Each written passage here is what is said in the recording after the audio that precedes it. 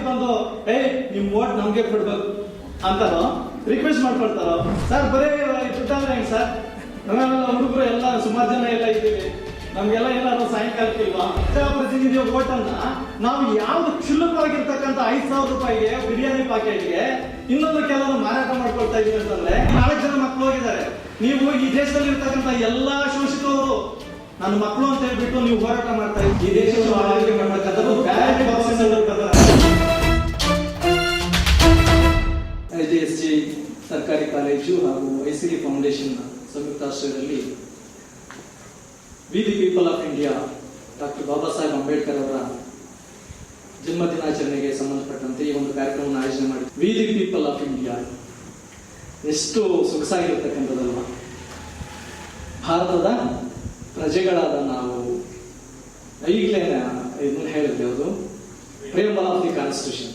V the people of India, ಭಾರತದ ಪ್ರಜೆಗಳಾದ ನಾವು ಭಾರತವನ್ನ ಸಾರ್ವಭೌಮ ಸಮಾಜವಾದಿ ಜಾತ್ಯತೀತ ಪ್ರಜಾಸತ್ತಾತ್ಮಕ ಗಣರಾಜ್ಯವನ್ನಾಗಿ ರೂಪಿಸುವುದಕ್ಕಾಗಿ ದೇಶದ ಎಲ್ಲಾ ನಾಗರಿಕರಿಗೆ ಸಾಮಾಜಿಕ, ಆರ್ಥಿಕ ಮತ್ತು ರಾಜಕೀಯ ನ್ಯಾಯವನ್ನು ಕೊಡ್ತೇವೆ. ವಿಚಾರ, ಅಭಿವ್ಯಕ್ತಿ, ನಂಬಿಕೆ, ಧರ್ಮ ಮತ್ತು ಉಪಾಸನೆಯ ಸ್ವಾತಂತ್ರ್ಯ ಕೊಡ್ತೇವೆ. ವ್ಯಕ್ತಿ ಗೌರವ, ದೇಶದ ಏಕತೆ ಮತ್ತು ಸಮಗ್ರತೆಗಾಗಿ ಎಲ್ಲರಲ್ಲಿ ಭ್ರಾತೃತ್ವ ಭಾವನೆಯನ್ನು ಮೂಡಿಸ್ತೀವಿ. ಸ್ಥಾನಮಾನ ಮತ್ತು ಅವಕಾಶಗಳ ಸಮಾನತೆಯನ್ನು ಕಲ್ಪಿಸಿಕೊಡ್ತೀವಿ ಅಂತ ವಿ ಹ್ಯಾವ್ ಡಿಕ್ಲೇರ್ಡ್. ಈ ಸಂವಿಧಾನವನ್ನು ನಾವೇನೆ ಸಮರ್ಪಿಸಿಕೊಂಡಿರ್ತಕ್ಕಂಥದ್ದು. ಇಂತಹ ಒಂದು ಸಂವಿಧಾನದಲ್ಲಿ ಮುಖ್ಯವಾಗಿರ್ತಕ್ಕಂತಹ 3 ಆಶಯಗಳಿವೆ: ಸ್ವತಂತ್ರ, ಸಮಾನತೆ ಮತ್ತು ಭ್ರಾತೃತ್ವ ಅಂತ 3. ಮತ್ತೆ ಅಂಬೇಡ್ಕರ್ ಅವರ 3 ಸ್ಲೋಗನ್ಸ್ ಯಾವುದು? ಆಗಲೇ ಹೇಳಿದ್ರು, ಶಿಕ್ಷಣ, ಸಂಘಟನೆ ಮತ್ತು ಹೋರಾಟ ಅಂತ. ಈಗ ನೀವು ವಿದ್ಯಾರ್ಥಿಗಳಾಗಿರೋದ್ರಿಂದ ನಿಮಗೆ ಶಿಕ್ಷಣಕ್ಕೆ ಸಂಬಂಧಪಟ್ಟಂತೆ ಮಾತ್ರನೇ ಇರಲಿ, ನಂತರದಲ್ಲಿ ಹೋರಾಟ ಮಾಡಲಿಕ್ಕೆ ಸಾಧ್ಯ ಆಗ್ತದೆ ಅಲ್ವಾ? ಈಗ ಭಾರತದ ಸಂವಿಧಾನದ ಪೀಠಿಕೆನಲ್ಲಿ ನಾವು ರಾಜಕೀಯ ನ್ಯಾಯ ಅಂತ ಒಂದು ಅಂದ್ಕೊಂಡ್ವಿ. ಏನು ರಾಜಕೀಯ ನ್ಯಾಯ ಅಂತಂದ್ರೆ ನಿಮ್ಗೊಂದು ಮೈಂಡ್ ಅಲ್ಲಿ ಕಾನ್ಸೆಪ್ಟ್ ಬರ್ಬೇಕಲ್ಲ. ಅರೋಹನ್ ಹೇಳಿದ್ರು, ನಾವು 3 ಇವರನ್ನ ಇಲ್ಲಿ ವೇದಿಕೆಗೆ ಕರೆಸಿದೀವಿ ಅಂತ ಹೇಳ್ಬಿಟ್ಟು. ಯಾರು ರಾಜಕೀಯ ಅಂತಂದ್ರೆ ನಿಮ್ಮ ಮುಂದೆ ಈಗ ಕಾಣಿಸ್ತಾ ಇರ್ತಕ್ಕಂಥದ್ದು ಜನಪ್ರಿಯ ಶಾಸಕರು, ರಾಜಕೀಯ ವ್ಯಕ್ತಿಗಳು ಅಂತ. ರಾಜಕೀಯ ನ್ಯಾಯ ಅಂತಂದ್ರೆ ಏನು ಅಂತಂದ್ರೆ ಈ ದೇಶದಲ್ಲಿ ಇರ್ತಕ್ಕಂತಹ ಎಲ್ಲರಿಗೂ ಕೂಡ ಸಮಾನವಾಗಿರ್ತಕ್ಕಂತಹ ರಾಜಕೀಯ ಹಕ್ಕನ್ನು ಕಲ್ಪಿಸಿಕೊಡ್ತೀವಿ ಅಂತ. ಯಾವ ರೀತಿ? ಈ ರಾಜಕೀಯ ಅಂತಂದ್ರೆ ಎಲೆಕ್ಷನ್ ಪ್ರೋಸೆಸ್, ಹೌದಲ್ಲ? ಎಲೆಕ್ಷನ್ ಪ್ರೋಸೆಸ್ ಅಲ್ಲಿ ಯಾವ ಮುಖಾಂತರವಾಗಿ ನಾವು ನಮ್ಮ ಪ್ರತಿನಿಧಿಗಳನ್ನ ಆಯ್ಕೆ ಮಾಡ್ತೀವಿ? ವೋಟ್ ಹಾಕುವಂತರ ಮುಖಾಂತರವಾಗಿ. ಸೊ ಈ ವೋಟ್ ಹಾಕ್ತಕ್ಕಂತಹ ಒಂದು ಹಕ್ಕು ನಮ್ಗೆ ಎಲ್ಲಿಂದ ಬಂತು? ಸಂವಿಧಾನದಿಂದ ಬಂತು ಅಲ್ವಾ? ಈ ಸಂವಿಧಾನದಲ್ಲಿ ಅದನ್ನು ಅಳವಡಿಸಲಿಕ್ಕೂ ಪೂರ್ವದಲ್ಲಿ ಯಾವ ರೀತಿಯಾಗಿರ್ತಕ್ಕಂತಹ ಪ್ರಕ್ರಿಯೆಗಳು ನಡೆದಿದೆ, ಹೋರಾಟಗಳು ನಡೆದಿದೆ, ಡಿಬೇಟ್ಸ್ ನಡೆದಿದೆ ಕಾನ್ಸ್ಟಿಟ್ಯೂಂಟ್ ಅಸೆಂಬ್ಲಿನಲ್ಲಿ. ನೀವೆಲ್ಲ ಓದ್ತಾ ಇರ್ತಕ್ಕಂಥ ಡಿಗ್ರಿ ಸ್ಟೂಡೆಂಟ್ಸ್, ನಿಮ್ಗೆಲ್ಲ ಕೂಡ 1935 ಆಕ್ಟ್ ಬಗ್ಗೆ ಗೊತ್ತಿರ್ತದಲ್ಲ, ಓದಿದ್ದೀರಾ? ಅದು ಪ್ರಮುಖವಾಗಿ ಬರ್ತದೆ, ಈ ವಿಚಾರಕ್ಕೆ ಸಂಬಂಧಪಟ್ಟಂತೆ ಬರ್ತದೆ. ಕಾನ್ಸ್ಟಿಟ್ಯೂಂಟ್ ಅಸೆಂಬ್ಲಿನಲ್ಲಿ ಡಿಬೇಟ್ ಆಗ್ತದೆ, ಯಾರ್ಯಾರಿಗೆ ವೋಟಿನ ಹಕ್ಕು ಕೊಡಬೇಕು ಅಂತಂದ್ರೆ ಅವತ್ತು ಡಿಸ್ಕಸ್ ಆಗಿರ್ತಕ್ಕಂಥದ್ದು ಯಾರು ಡಿಗ್ರಿ ಹೋಲ್ಡರ್ಸ್ ಇದ್ದಾರೆ ಅವರಿಗೆ ಕೊಡೋಣ, ಅಥವಾ ಯಾರು ಟ್ಯಾಕ್ಸ್ ಪೇಯರ್ಸ್ ಇದ್ದಾರೆ, ಯಾರು ಲ್ಯಾಂಡ್ ಲಾರ್ಡ್ಸ್ ಇದ್ದಾರೆ ಅವ್ರಿಗೆ ಮಾತ್ರ ವೋಟಿನ ಹಕ್ಕನ್ನು ಕೊಡೋಣ ಅಂತಕ್ಕಂಥದ್ದು. ಅಂದ್ರೆ ನಿಮ್ಮ ಅಜ್ಜನ ತಂದೆಯ ಕಾಲದಲ್ಲಿ ಅಥವಾ ಅಜ್ಜನ ಕಾಲದಲ್ಲಿ ಇರಬಹುದು ಅದು ಡಿಬೇಟ್ ಆಗಿರ್ತಕ್ಕಂಥದ್ದು. ಇಲ್ಲಿ ಕೂತಿರ್ತಕ್ಕಂಥವ್ರು ನಿಮ್ಮ ಅಜ್ಜ, ಅಜ್ಜಿ, ಅವರ ತಂದೆ ತಾಯಿಗಳು ಯಾರು ಡಿಗ್ರಿ ಹೋಲ್ಡರ್ಸ್ ಇದ್ದಾರೆ ಕೈ ಎತ್ತಿ. ಯಾರು ಟ್ಯಾಕ್ಸ್ ಪೇಯರ್ಸ್ ಇದ್ರು? ಅಜ್ಜ, ಅಜ್ಜಿ. Land Lord's ಯಾರಿದ್ರು? ಸೊ ಆ ಕ್ಯಾಟಗರಿನಲ್ಲಿ ಎಲ್ಲೂ ಕೂಡ ನಮ್ಗೆ ವೋಟ್ ಹಾಕ್ತಕ್ಕಂಥ ಹಕ್ಕಿಲ್ಲ. ಫಸ್ಟ್ ಟೈಮ್ ಆ ಡಿಬೇಟ್ ಆದ ನಂತರದಲ್ಲಿ ಅಂಬೇಡ್ಕರ್ ಅವರು ಹೇಳ್ತಾರೆ, ಇಲ್ಲ ಆ ರೀತಿ ಮಾಡ್ಕೊಂಡ್ರೆ ಕೇವಲ ಒಂದು 10% ಗಿಂತ ಕಡಿಮೆ ಇರ್ತಕ್ಕಂಥವ್ರಿಗೆ ಮಾತ್ರ ವೋಟ್ ಹಾಕ್ತಕ್ಕಂಥ ಒಂದು ಅವಕಾಶ ಸಿಗ್ತದೆ. ಆದ್ರೆ ಉಳಿದಿರ್ತಕ್ಕಂಥ ಮೋರ್ ದನ್ 90% ಈ ದೇಶದಲ್ಲಿ ಇರ್ತಕ್ಕಂಥವ್ರು ಅನಕ್ಷರಸ್ಥರಿದ್ದಾರೆ, ಬಡವರಿದ್ದಾರೆ. ಸೊ ಹಾಗಾಗಿ ಅವ್ರಿಗೆಲ್ಲ ಕೂಡ ಇದನ್ನ ಕಲ್ಪಿಸ್ಕೊಡ್ಬೇಕಲ್ಲ ಅಂತ ಹೇಳ್ಬಿಟ್ಟು ಫೈಟ್ ಮಾಡೋ ನಂತರದಲ್ಲಿ ಅದನ್ನ ಎಲ್ರಿಗೂ ಸಾರ್ವತ್ರಿಕವಾಗಿ ಮತದಾನದಲ್ಲಿ ಪಾಲ್ಗೊಳ್ತಕ್ಕಂಥ ವಯಸ್ಕ ಮತದಾನ ಪದ್ಧತಿಯನ್ನು ಜಾರಿಗೆ ತರ್ತಾರೆ ಅಲ್ವಾ? ನೋಡಿ, ಅದು ಎಷ್ಟು ಆ ವೋಟ್ ಕೊಟ್ಟಿರ್ತಕ್ಕಂಥ ಒಂದು ಪವರ್ ಅಂತಂದ್ರೆ, ಬಾಬಾ ಸಾಹೇಬರು ಆ ಕಾನ್ಸ್ಟಿಟ್ಯೂಂಟ್ ಅಸೆಂಬ್ಲಿಯಿಂದ ಹೊರಗಡೆ ಬರ್ತಿದ್ದಂಗೆನೆ ಸಮಾಪ್ತಿ ಪ್ರೆಸ್ ರಿಪೋರ್ಟರ್ಸ್ ಅದನ್ನ ಕೇಳ್ತಾರೆ, ಏನ್ರಿ ಅಂಬೇಡ್ಕರ್ ತುಂಬಾ ಖುಷಿಯಾಗಿ ಹೊರಗಡೆ ಬರ್ತಾ ಇದ್ದಾರೆ. ಏನು ಅಂತಂದ್ರೆ, ಇಷ್ಟು ವರ್ಷಗಳ ಕಾಲ ಈ ದೇಶವನ್ನ ಆಳ್ವಿಕೆ ಮಾಡ್ತಕ್ಕಂಥವ್ರು ಮಹಾರಾಣಿಯ ಗರ್ಭದಲ್ಲಿ ಹುಟ್ಟಿ ಬರ್ತಾ ಇದ್ರು, ರಾಜ ಮಹಾರಾಜರು. ಈ ಕ್ಷಣದಿಂದ ನೆಕ್ಸ್ಟ್ ಮೂಮೆಂಟ್ ಇಂದ ಈ ದೇಶವನ್ನು ಆಳ್ವಿಕೆ ಮಾಡ್ತಕ್ಕಂಥವ್ರು ಬ್ಯಾಲೆಟ್ ಬಾಕ್ಸ್ ಇಂದ ಹುಟ್ಟಿ ಬರ್ತಾರೆ ಅಂತ. ಬ್ಯಾಲೆಟ್ ಬಾಕ್ಸ್ ಅಂದ್ರೆ ನಾವು ನಮ್ಮ ಪ್ರತಿನಿಧಿಯನ್ನ ಆಯ್ಕೆ ಮಾಡ್ಕೊಳ್ತಕ್ಕಂಥ ಹಕ್ಕನ್ನು ಕಲ್ಪಿಸಿಕೊಳ್ಳಲಾಗಿದೆ, ಹೌದಾ? ಸೊ ಈ ಹಕ್ಕು ಕೊಟ್ಟಿರ್ತಕ್ಕಂಥದ್ದು ವಜ್ರಾಯುಧ ರೀತಿಯಲ್ಲಿ ಇರ್ತಕ್ಕಂಥದ್ದು, ಅದಕ್ಕೆ ಮೌಲ್ಯ ಎಷ್ಟು? ಈಗ ನಾನು ಜಡ್ಜು, ಮತ್ತೆ ನಮ್ಮ ಇವರು ಶಾಸಕರು ಇದ್ದಾರೆ, ಈ ದೇಶದ ಪ್ರಧಾನಿಗಳಿದ್ದಾರೆ, ಹಾಗೆ ಕೋಟ್ಯಾಧೀಶರು ಇದ್ದಾರೆ, ಅಂಬಾನಿ, ಅದಾನಿ, ಟಾಟಾ ಬಿರ್ಲಾ ಅಂತವರೆಲ್ಲ ಕೂಡ ಇದ್ದಾರೆ. ಅವರು ಅದಾನಿಯವರು ವಿಶ್ವದಲ್ಲೇನೆ ಹೈಯೆಸ್ಟ್ ದೊಡ್ಡ ಟ್ಯಾಕ್ಸ್ ಪೇಯರ್ಸ್ ಅಥವಾ ಸಾಹುಕಾರ ಇದ್ದಾರೆ ಅಂತ ಹೇಳ್ಬಿಟ್ಟು ಅವ್ರಿಗೊಂದು 500 ಓಟು. ಪ್ರಧಾನಮಂತ್ರಿಗಳು, ರಾಷ್ಟ್ರಪತಿಗಳು ಅವರು ಸಂವಿಧಾನದಲ್ಲಿ ಮುಖ್ಯವಾಗಿರ್ತಕ್ಕಂಥ ಪಾತ್ರ ವಹಿಸ್ತಕ್ಕಂಥವ್ರು ಅಂತ ಹೇಳ್ಬಿಟ್ಟು ಅವ್ರಿಗೊಂದು 400 ಓಟು. ನಾವು ಜಡ್ಜಸ್ ಅಂತ ಹೇಳ್ಬಿಟ್ಟು ಒಂದು 30 ಓಟು. ಶಾಸಕರು ಈ ಇಡೀ ಕ್ಷೇತ್ರವನ್ನೇ ಪ್ರತಿನಿಧಿಸ್ತಾರೆ ಅಂತ ಹೇಳ್ಬಿಟ್ಟು ಅವ್ರಿಗೊಂದು 100 ಓಟು. ಈ ರೀತಿ ಏನಾದ್ರು ಡಿವೈಡ್ ಮಾಡಿದಾರ?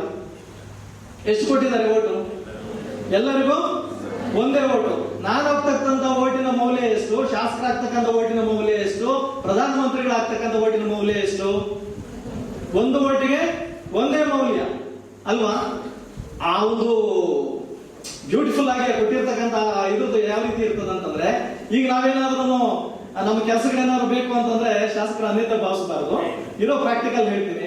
ನಾವು ಅವ್ರ ಹತ್ರ ಹೋಗಿ ರಿಕ್ವೆಸ್ಟ್ ಮಾಡ್ಕೊಳ್ತೀವಿ, ಅವ್ರ ಆಫೀಸ್ಗೆ ಹೋಗ್ತೀವಿ, ಸರ್ ಏನೋ ಒಂದು ಇದು ಮಾಡ್ಕೊಡಿ ಸರ್ ಅಂತ ಹೇಳ್ಬಿಟ್ಟು.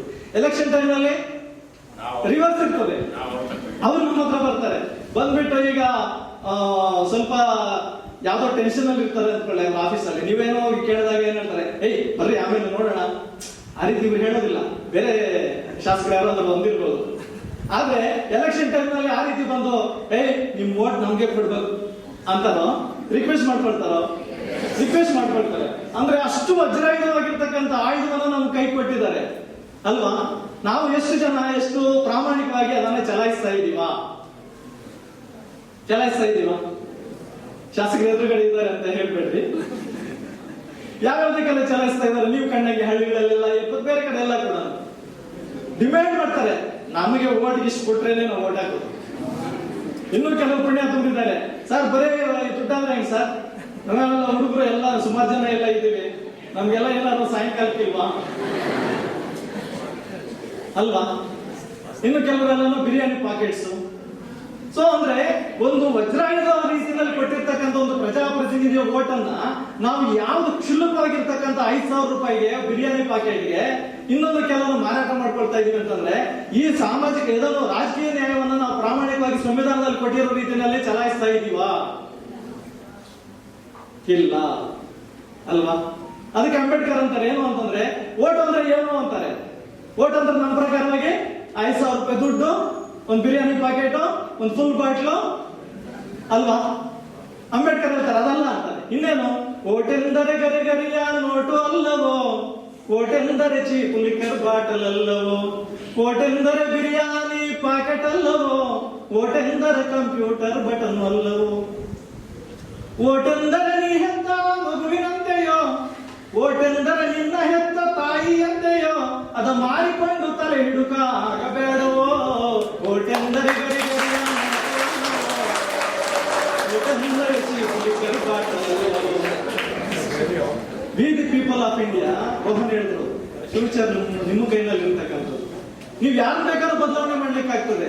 ಒಂದು ಓಟಿನ ಮೌಲ್ಯ ಎಷ್ಟು ಅಂತಂದ್ರೆ, ನಿಮ್ಗೆ ಚಾಮರಾಜನಗರ ಏರಿಯಾದಲ್ಲಿ ಒಬ್ರು ಧ್ರುವನಾರಾಯಣ ಅಂತ ರೀಸೆಂಟ್ ಆಗಿ ಸತ್ತೋದ್ರು. ಅವ್ರು ಎಲೆಕ್ಷನ್ ಅಲ್ಲಿ ಗೆದ್ದಾಗ ಒಂದೇ ಓಟ್ನಲ್ಲಿ ಗೆದ್ದಿದ್ದವ್ರು. ಅಷ್ಟು ಮೌಲ್ಯಯುತವಾಗಿರ್ತಕ್ಕಂಥ ಓಟಿನ ಒಂದು ಬೆಲೆಯನ್ನ ನಾವು ಈ ಮಟ್ಟಕ್ಕೆ ತಗೊಂಡೋಗಿ ಮಾರಾಟ ಮಾಡ್ಕೊಳ್ತಕ್ಕಂಥ ಸ್ಥಿತಿಗೆ ನಿರ್ಮಾಣ ಮಾಡ್ಬಿಟ್ಟಿದೆ. ಇದು ವ್ಯವಸ್ಥೆಗೆ ಹೋಗ್ಬಿಟ್ಟಿದೆ. ನೀವು ಬದಲಾವಣೆ ಆಗದ ಹೊರತು, ನಾವು ಬದಲಾವಣೆ ಆಗದ ಹೊರತು ವ್ಯವಸ್ಥೆಯನ್ನ ಬದಲಾವಣೆ ಮಾಡ್ಲಿಕ್ಕೆ ಆಗುದಿಲ್ಲ. ದೇಶ ಅಂತಂದ್ರೆ ಮಣ್ಣಲ್ಲ, ಗಡಿಗಳಲ್ಲ, ಮರಗಳಲ್ಲ, ಮಣ್ಣು ಮಸಿ ಇನ್ನೊಂದಲ್ಲ. ದೇಶ ಅಂತಂದ್ರೆ ಈ ದೇಶದ ಪ್ರಜೆಗಳು ಬದಲಾವಣೆ ಆಗದ ಹೊರತು ವ್ಯವಸ್ಥೆಯನ್ನು ಬದಲಾವಣೆ ಮಾಡ್ಲಿಕ್ಕೆ ಸಾಧ್ಯ ಆಗೋದಿಲ್ಲ. ಹಾಗಾಗಿ ಅದನ್ನು ಪ್ರಾಮಾಣಿಕವಾಗಿ ಚಲಾಯಿಸ್ತಕ್ಕಂಥದ್ದು ನಿಮ್ಮೆಲ್ಲರ ಕೈನಲ್ಲಿದೆ. ನೀವು ಭವಿಷ್ಯ ಭಾರತದ ಪ್ರತಿನಿಧಿಗಳು, ದಯವಿಟ್ಟು ಅದ್ರ ಬಗ್ಗೆ ಯೋಚನೆ ಮಾಡಿ ಅಂತ ಹೇಳ್ತಾ, ಮತ್ತೆ ಇನ್ನೊಂದು ನ್ಯಾಯ ಇದೆ. ಯಾವುದು? ಆರ್ಥಿಕ ನ್ಯಾಯ, ಹಣಕಾಸು ಅಲ್ವಾ? ಭಾರತ ದೇಶದಲ್ಲಿ ಹಣಕಾಸಿಗೆ ಸಂಬಂಧಪಟ್ಟಂತೆ ಬಾಬಾ ಸಾಹೇಬ್ ಹೇಳ್ತಾರೆ, is the first person of ಏನು ಇಂಡಿಯನ್ ಇದರಲ್ಲಿ ಎಕನಾಮಿಕ್ಸ್ ನಲ್ಲಿ PhD ಮಾಡಿರ್ತಕ್ಕಂತಹ ಮೊದಲನೇ ಭಾರತೀಯ ಯಾರು ಅಂತಂದ್ರೆ ಬಾಬಾ ಸಾಹೇಬ್ ಅಂಬೇಡ್ಕರ್. 32 ಡಿಗ್ರಿಗಳನ್ನ ಪಡ್ಕೊಂಡಿರ್ತಕ್ಕಂಥ ವ್ಯಕ್ತಿ. ಹೈಯೆಸ್ಟ್ ಎಜುಕೇಶನ್ ಅಂತಂದ್ರೆ ಅಷ್ಟೇ.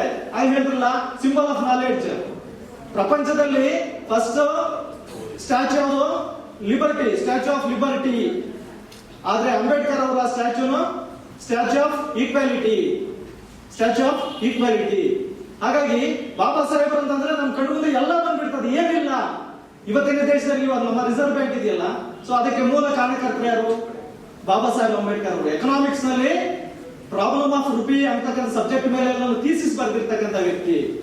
ಅವ್ರು ಹೇಳ್ತಾರೆ ನಮ್ಮಂತ ಭಾರತ ದೇಶದಲ್ಲಿ ಮಿಕ್ಸ್ಡ್ ಎಕಾನಮಿ ಇಂಪಾರ್ಟೆಂಟ್ ಅಂತ ಹೇಳ್ತಾರೆ. ಎರಡೂ ಇರಬೇಕು ಅಂತ ಹೇಳ್ಬಿಟ್ಟು, ಒಂದು ಪಬ್ಲಿಕ್ ಸೆಕ್ಟರ್ ಕೂಡ ಇನ್ವೆಸ್ಟ್ಮೆಂಟ್ ಇರಬೇಕು, ಎರಡನೇದು ಪ್ರೈವೇಟ್ ಸೆಕ್ಟರ್ ಕೂಡ ಇನ್ವೆಸ್ಟ್ಮೆಂಟ್ ಇರಬೇಕು. ಇದು ನಮ್ಮ ದೇಶದ್ದು. ಆದ್ರೆ ದುರಂತ ಏನಂತಂದ್ರೆ 1990 ನಂತರದಲ್ಲಿ LPG ಅಂತ ಕೇಳಿದ್ರೆ ಹೆಸರು, LPG ಗ್ಯಾಸ್ ಅಲ್ಲ, ಲಿಬರಲೈಸೇಷನ್, ಪ್ರೈವೇಟೈಸೇಷನ್ ಎಲ್ಲ ಬಂದ ನಂತರದಲ್ಲಿ ಏನಾಯ್ತು, ಒಂದೊಂದೇ ಪ್ರೈವೇಟ್ ಸೆಕ್ಟರ್ಸ್ ಎಲ್ಲ ಕೂಡ ಪಬ್ಲಿಕ್ ಸೆಕ್ಟರ್ಸ್ ಎಲ್ಲ ಕೂಡ ಪ್ರೈವೇಟ್ ಆಗೋಗ್ಬಿಡ್ತಾ ಇದ್ದಾವೆ. ಮುಂದೆ ಬರ್ತಕ್ಕಂಥ ದಿನಗಳಲ್ಲಿ ನಾವು ಅಂದ್ಕೊಂಡ ರೀತಿಯಲ್ಲಿ ಗೌರ್ಮೆಂಟ್ ಜಾಬ್ ಸಿಗ್ತದೆ ಅಂತಕ್ಕಂಥದ್ದು ಹೇಳಲಿಕ್ಕಿಲ್ಲ. ಆದ್ರೆ ಅಂಬೇಡ್ಕರ್ ಅವರು ಹೇಳಿರ್ತಕ್ಕಂಥ ಮಿಕ್ಸ್ಡ್ ಎಕಾನಮಿ ಇದನ್ನ ಸದ್ಬಳಕೆ ಮಾಡ್ಕೊಂಡ್ರೆ ಮುಂದೆ ಪ್ರೈವೇಟ್ ಸೆಕ್ಟರ್ಸ್ ಬಂದರೂ ಕೂಡ ನಾವೇನೇ ಇನ್ವೆಸ್ಟರ್ಸ್ ಆಗ್ಬೇಕು. ಕೂಲಿ ಆಳುಗಳು ಇನ್ನೊಂದು ಜಾಬ್ ಇನ್ನೊಂದು ಮತ್ತೊಂದು ಎಕ್ಸ್ಪೆಕ್ಟೇಷನ್ ಅಲ್ಲ, ನಾವೇನೆ ಕ್ರಿಯೇಟರ್ಸ್ ಆಗ್ಬೇಕು. ಹಣಕಾಸು ಎಲ್ಲರನ್ನ ಭೂಮಿ ಇರ್ತಕ್ಕಂಥದ್ದು ಸಂಪತ್ತು, ಭೂಮಿ ಸಂಪತ್ತು. ಇಲ್ಲಿರ್ತಕ್ಕಂಥದ್ದು ನಮ್ಮ ಏನು GDP ಆಗಿರ್ಬೋದು, ಇನ್ನೊಂದು ಮತ್ತೊಂದು ಈ ದೇಶದ ಆರ್ಥಿಕ ವ್ಯವಸ್ಥೆಗೆ ಸಂಬಂಧಪಟ್ಟಂತೆ ಅಗ್ರಿಕಲ್ಚರ್ ಇಂದ ಒಂದಷ್ಟು ಕಾಂಟ್ರಿಬ್ಯೂಷನ್ ಇದೆ, ಮತ್ತೆ ಇಂಡಸ್ಟ್ರಿಯಿಂದ ಬರ್ತದೆ, ಮತ್ತು ಸೇವಾ ಸೆಕ್ಟರ್ಸ್, ಸರ್ವಿಸ್ ಸೆಕ್ಟರ್ಸ್ ಇಂದ ಒಂದಷ್ಟು ಎಲ್ಲ ಬರ್ತದೆ. ಈಗ ಈ ನಿಮ್ಮಲ್ಲಿ ಇರ್ತಕ್ಕಂಥವ್ರಿಗೆ ಎಷ್ಟು ಜನಕ್ಕೆ ಒಂದು 10 ಎಕರೆಗಿಂತ ಮೇಲೆ ಜಮೀನು ಇರ್ತಕ್ಕಂಥವ್ರು ಇದ್ದೀರಾ ಅಗ್ರಿಕಲ್ಚರ್ ಇವರು? ಒಬ್ಬರೇ ಇದ್ದಾರೆ ಅಲ್ವಾ? ಅಂದ್ರೆ ಮೆಜಾರಿಟಿ ನಿಮ್ಮ ಕಡೆಯಿಂದ ಈ ಅಗ್ರಿಕಲ್ಚರ್ ಸೆಕ್ಟರ್ ಇಂದ ಬರ್ತಾ ಇರ್ತಕ್ಕಂಥ ಇನ್ಕಮ್ ನಮ್ಗೆ ಸಿಗ್ತಾ ಇಲ್ಲ, ನಾವು ಪ್ರೊಡ್ಯೂಸ್ ಮಾಡ್ಲಿಕ್ಕೆ ಆಗ್ತಾ ಇಲ್ಲ. ಯಾಕಂದ್ರೆ ಲ್ಯಾಂಡ್ ಇಲ್ಲ ನಮ್ಮಲ್ಲಿ. ಯಾರ ಹತ್ರನೂ ಇದೆ, ಲ್ಯಾಂಡ್ ಲಾರ್ಡ್ಸ್ ಇರ್ತಕ್ಕಂಥವ್ರ ಹತ್ರ ಇದೆ. ಸೊ ಹಾಗಾಗಿ ಇಂಡಸ್ಟ್ರಿಯಲ್ ಕಡೆಯಿಂದ ಒಂದಷ್ಟು ಬರ್ತದೆ. ಇಂಡಸ್ಟ್ರಿಯನ್ನ ಡೆವಲಪ್ ಮಾಡಿರ್ತಕ್ಕಂಥವ್ರು ನಿಮ್ದೇ ಸ್ಮಾಲ್ ಸ್ಕೇಲ್ ಇಂಡಸ್ಟ್ರೀಸ್ ಇರ್ಬೋದು, ಬೇರೆ ಯಾವುದೇ ಇರ್ತಕ್ಕಂಥವ್ರು ಯಾರಾದ್ರೂ ಇದ್ದೀರಾ? ಸೊ ಅದರ ಕಡೆಯಿಂದ ಇಲ್ಲ. ಇನ್ನು ಹೆಚ್ಚಿಗೆ ಅಂತಂದ್ರೆ ಸೇವಾ ಸೆಕ್ಟರ್ಸ್ ಕಡೆಯಿಂದ, ಅಂದ್ರೆ ನಿಮ್ಮ ಪೇರೆಂಟ್ಸ್ ಯಾರಿದ್ದಾರೆ ಅವರು ಯಾರಾದ್ರೂ ಜಾಬ್ ಅಲ್ಲಿ ಇರ್ತಕ್ಕಂಥವ್ರು, ಸೊ ಅವ್ರ ಕಡೆಯಿಂದ ಟ್ಯಾಕ್ಸ್ ಅನ್ನ ಕಟ್ಟಲಿಕ್ಕೆ ಟ್ಯಾಕ್ಸ್ ಪೇಯರ್ಸ್ ರೀತಿಯಲ್ಲಿ ಇರಬಹುದು, ಲಿಮಿಟೆಡ್ ಮಾತ್ರನೇ. ಸೊ ಹಂಗಾಗಿ ಈ ಎಕಾನಮಿ ಅಂತಕ್ಕಂಥದ್ದು ಇವತ್ತೇನಾಗ್ತಾ ಇದೆ, ಎಲ್ಲ ಪ್ರೈವೇಟ್ ಸೆಕ್ಟರ್ಸ್ ಕಡೆ ಹೊರಟೋಗ್ತಾ ಇದೆ. ನಿಮ್ಗೆ ಇನ್ನೂ ಈಸಿ ಅರ್ಥ ಆಗ್ಬೇಕು ಅಂತಂದ್ರೆ ಹೇಳ್ತೀನಿ ನೋಡ್ರಿ. ಈಗ ಒಂದು 5-6 ವರ್ಷಗಳ ಹಿಂದೆ ನಮ್ಮಲ್ಲಿ ಟಾಟಾ ಡೊಕೊಮೊ, BSNL, ಏರ್ಟೆಲ್, ಇನ್ನು ಬೇರೆ ಬೇರೆ ಕಂಪನಿಗಳೆಲ್ಲ ಇತ್ತು, ಮೊಬೈಲ್ ಕಂಪನೀಸ್ ಎಲ್ಲ. ಜಿಯೋದವ್ರು ಏನ್ ಮಾಡಿದ್ರು, BSNL ಜೊತೆನಲ್ಲಿ ಒಂದು ಕಾಂಟ್ರಾಕ್ಟ್ ಅನ್ನ ಮಾಡ್ಕೊಂಡ್ರು. ಅವ್ರು ಏನ್ ಹೇಳಿದ್ರು, ನಿಮ್ಮ ಟವರ್ಸ್ ಎಲ್ಲ ನಮ್ಗೆ ಕೊಡಿ, ಸೊ ನಾವು ಅದನ್ನ ಬಳಸ್ಕೊಂಡು ನಾವು ಬಿಸ್ನೆಸ್ ಮಾಡ್ಕೊಡ್ತೀವಿ, ನಿಮ್ಗೆ ಒಂದಷ್ಟು ಅಮೌಂಟ್ ಅನ್ನ ಕೊಡ್ತೀವಿ ಅಂತ ಹೇಳ್ಬಿಟ್ಟು ಆಯ್ತು ಅಂತ ಹೇಳ್ಬಿಟ್ಟು ಅದು ಟ್ರೀಟಿ ಒಂದು ಆಯ್ತು. ಆ ನಂತರದಲ್ಲಿ ಅವ್ರೇನು ಒಂದು ಇಂಟ್ರೊಡ್ಯೂಸ್ ಮಾಡಿದ್ರು, ನೀವು ಯಾರು ನಮ್ಮ ಮೊಬೈಲ್ ತಗೊಳ್ತೀರಾ, ನಮ್ಮ ಸಿಮ್ ಕಾರ್ಡ್ ಹಾಕೊಳ್ತೀರಾ, ಅವರಿಗೆ 6 ತಿಂಗಳು ನಿಮ್ಗೆ free incoming, free internet, out going ಎಲ್ಲ ಫ್ರೀ ಅಂತಂದ್ರು. ನಾವೇನ್ ಮಾಡಿದ್ವಿ, ನಮ್ಮಲ್ಲಿ ಇರ್ತಕ್ಕಂಥ BSNL ಗೌರ್ಮೆಂಟ್, ಟಾಟಾ ಡೊಕೊಮೊ, ಇನ್ನು ಮತ್ತು ಬೇರೆ ಇರ್ತಕ್ಕಂಥದ್ದೆಲ್ಲ ಸಿಮ್ಗಳು ತೆಗೆದು ಬಿಸಾಕ್ಬಿಟ್ವಿ. ಜಿಯೋದವ್ರನ್ನ ತಗೊಂಡ್ವಿ. 6 ತಿಂಗಳು ತುಂಬಾ ಎಂಜಾಯ್ ಮಾಡಿದ್ವಿ ಚೆನ್ನಾಗಿ ಎಲ್ಲಾನು. ಆ ನಂತರದಲ್ಲಿ ಅಡಿಕ್ಷನ್ ಆಗೋಯ್ತು, ಎಲ್ಲರಿಗೂ ಅದೇ ನಂಬರ್ ಕೊಟ್ಬಿಟ್ಟಿದ್ವಿ. ಎಲ್ಲದಕ್ಕೂ ನಿಮ್ಮ ಜಿಮೇಲ್, ಇಮೇಲ್, ಇನ್ನೊಂದು ಮತ್ತೊಂದು ಎಲ್ಲದಕ್ಕೂ ಅದೇ ನಂಬರ್ ಟ್ಯಾಗ್ ಮಾಡಿದ್ವಿ. ಸೊ ಈಗೇನಾಯ್ತು, ಆ ನಂತರದಲ್ಲಿ ಅವ್ರು ಏನ್ ಮಾಡಿದ್ರು, ನಮ್ ಸ್ವಲ್ಪ ಎಲ್ಲಾನು ಕಡಿಮೆ ಇದಾಗ್ತಾ ಇದೆ, ಲಾಸ್ ಆಗೋ ಪರಿಸ್ಥಿತಿ ಇದೆ, ನೀವು ಒಂದು ಕೆಲಸ ಮಾಡ್ರಿ, ಔಟ್ ಗೋಯಿಂಗ್ ಹೋಗ್ಬೇಕು ಅಂತಂದ್ರೆ ರೀಚಾರ್ಜ್ ಮಾಡಿಸ್ಕೊಳ್ರಿ, ಇನ್ಕಮಿಂಗ್ ಫ್ರೀ ಅಂತಂದ್ರು. ನಾವೇನ್ ಮಾಡಿದ್ವಿ, ಆಯ್ತು ಬಿಡು. ಅವಾಗೆಲ್ಲ 5 ರೂಪಾಯಿ, 10 ರೂಪಾಯಿ, 20 ರೂಪಾಯಿಗೆಲ್ಲಾನು ಕರೆನ್ಸಿನ ಕೊಡೋದು. ಬಡವರು, ತುಂಬಾ ಬಡವರು ಇರ್ತಕ್ಕಂಥವ್ರು 5 ರೂಪಾಯಿಗೆ ಕರೆನ್ಸಿನ ಹಾಕಿಸ್ಕೊಂಡ್ಬಿಟ್ಟು ಬೇರೆಯವ್ರಿಗೆ ಏನಾದ್ರು ಫೋನ್ ಮಾಡ್ಬೇಕು ಅಂತಂದ್ರೆ ಕರೆನ್ಸಿ ಆಗೋಗ್ಬಿಡ್ತದೆ ಅಂತ ಹೇಳ್ಬಿಟ್ಟು ಬರೀ ಮಿಸ್ಡ್ ಕಾಲ್ ಕೊಡೋದು. ಹಿಂಗ ಮಿಸ್ಡ್ ಕಾಲ್ ಕೊಟ್ಬಿಟ್ಟು ಕಟ್ ಮಾಡ್ಬಿಡೋದು. ಅವ್ರೇನಾದ್ರು ತಪ್ಪಿ ರಿಸೀವ್ ಮಾಡಿದ್ರು ಅಂತಂದ್ರೆ ಕಟ್ ಆಗೋಗ್ಬಿಡೋದು. ಇಂಥ ಪರಿಸ್ಥಿತಿ. ಸೊ ಈ ನಂತರದಲ್ಲಿ ಇವಾಗ ಏನಾಗಿದೆ, ಈಗ ನೀವು ರೀಚಾರ್ಜ್ ಮಾಡಿಸಿದ್ರೆ ಮಾತ್ರನೇ ಇನ್ಕಮಿಂಗ್ ಆಗಲಿ ಔಟ್ ಗೋಯಿಂಗ್ ಆಗಲಿ ಅಲ್ವಾ? ಸೊ ಹಾಗಾಗಿ ಈ ಇದರಲ್ಲಿ ನೀವು ತಗೊಂಡಿರ್ತಕ್ಕಂಥ ಮೊಬೈಲ್ ಇದೆಯಲ್ಲ, ಕರೆನ್ಸಿ ಒಂದ್ ಕಡೆ ಹಾಕ್ಸ್ಕೋಬೇಕು. ಮೊಬೈಲ್ ಯಾರ್ದದು, ಯಾವ್ದೋ ಒಂದು ಜಿಯೋ ಕಂಪನಿ ಇದೆ ಅಂತ ಅಂದ್ಕೊಳ್ಳೋಣ, ಮೊಬೈಲ್ ಅವ್ರದೇ, ಕರೆನ್ಸಿ ಅವ್ರದೇ. ಮತ್ತೆ ನಿಮ್ಮಲ್ಲಿ ಈಸಿಯಾಗಿ ಇನ್ನೂ ನಿಮ್ಮಿಂದ ಇರ್ತಕ್ಕಂಥ ದುಡ್ಡನ್ನು ತಗೋಬೇಕು ಅಂತಂದ್ರೆ ಅದರಲ್ಲಿ ಆಡ್ಸ್ ಬಿಟ್ರು. ಯಾವುದು, ನೀವು ಮೊಬೈಲ್ ಓಪನ್ ಮಾಡ್ತಿದ್ದಂಗೆನೆ ಒಂದು ಬರ್ತದೆ, ಏನಂತಂದ್ರೆ ಜಂಗ್ಲಿ ರಮ್ಮಿ ಆಡ್ರಿ, ಲಕ್ಷ ಲಕ್ಷ ಗೆಲ್ರಿ. ಯಾರಾದ್ರೂ ಸ್ವಲ್ಪ ಏನಾದ್ರು ದುಡ್ಡು ಬರ್ತದೆ ಅಂದ್ರೆ ಎಲ್ಲ ಲೈವ್ ಎಕ್ಸಾಂಪಲ್ಸ್ ಇದೆ. ಸಾಕಷ್ಟು ಜನ ಕೇಸಸ್ ಹಾಕೊಂಡು ಬಂದಿದ್ದಾರೆ. ಅಂತಂದ್ರೆ ಗೊತ್ತಿಲ್ಲದೆ ಇರ್ತಕ್ಕಂಥವ್ರು ನೋಡೋಣ ಬರ್ತದೇನೋ ಅಂತ ಮಾಡಿ ಎಲ್ಲ ದುಡ್ಡು ಕಳ್ಕೊಂಡು ಸುಮಾರು ಜನ ಸೂಸೈಡ್ ಮಾಡ್ಕೊಂಡಿದ್ದಾರೆ. ಇನ್ನು ಕೆಲವರೆಲ್ಲಾನು ಅಕೌಂಟ್ ಅಲ್ಲಿ ಇರ್ತಕ್ಕಂಥ ದುಡ್ಡೆಲ್ಲಾನು ಹೊರಟೋಗ್ಬಿಟ್ಟಿದೆ. ಎಕಾನಮಿ ಎಲ್ಲ ಎಲ್ಲಿ ಹೋಗ್ತಾ ಇದೆ? ಎಲ್ಲೋ ಒಂದ್ ಕಡೆ ಈ ಕಂಪನಿನವ್ರಿಗೆಲ್ಲ ಹೋಗ್ತಾ ಇದೆ. ಇನ್ನೂ ಅಲ್ಪ ಸ್ವಲ್ಪ ಮುಗಿರ್ತಕ್ಕಂಥ ದುಡ್ಡನ್ನ ನಿಮ್ಮಲ್ಲಿ ಹೆಂಗ್ ವಸೂಲಿ ಮಾಡ್ಬೋದು? IPL ಕ್ರಿಕೆಟ್ ಎಂಟರ್ಟೈನ್ಮೆಂಟ್ ಆಗಿ ಉಳಿದಿದೆಯಾ ಇವತ್ತು? IPL ಎಂಟರ್ಟೈನ್ಮೆಂಟ್ ಗೇಮ್ ಇವತ್ತು ದೊಡ್ಡ ಬೆಟ್ಟಿಂಗ್ ಗೇಮ್ ಆಗಿದೆ. ನೀವೇನೆ ಇಟ್ಕೊಳ್ತಾರೆ ನೀವು, ನಿನ್ ಮೊಬೈಲ್ ನನ್ನ ಮೊಬೈಲ್, 5,000 10,000 ದೊಡ್ಡವರೆಲ್ಲ ಇದ್ದಾರೆ. ನಂದು 2 ಎಕರೆ ನಿಂದ 2 ಎಕರೆ ಜಮೀನು ಇರ್ತಕ್ಕಂಥ ರೈತರು. ಸೊ ಈ ಮಟ್ಟಕ್ಕೆ ಬಂದ್ಬಿಟ್ಟು ಇವತ್ತು ಏನಾಗಿದೆ, ಆ IPL ಅಂತಕ್ಕಂಥದಕ್ಕೆ ಬಲಿಪಶುಗಳಾಗ್ಬಿಟ್ಟು ಅದು ಕೂಡ ಕರೆನ್ಸಿ ನಿಮ್ಮ ಇದರಿಂದಾನೇ ಹೋಗ್ತಾ ಇರ್ತಕ್ಕಂಥದ್ದು ಅಲ್ವಾ? ಸೊ ಈಗೆಲ್ಲ ಕೂಡ ಕಾನೂನುಗಳು ಕೂಡ ಕೆಲವು ಸಂದರ್ಭದಲ್ಲಿ ಬದಲಾವಣೆ ಆಗ್ಬಿಡ್ತವೆ.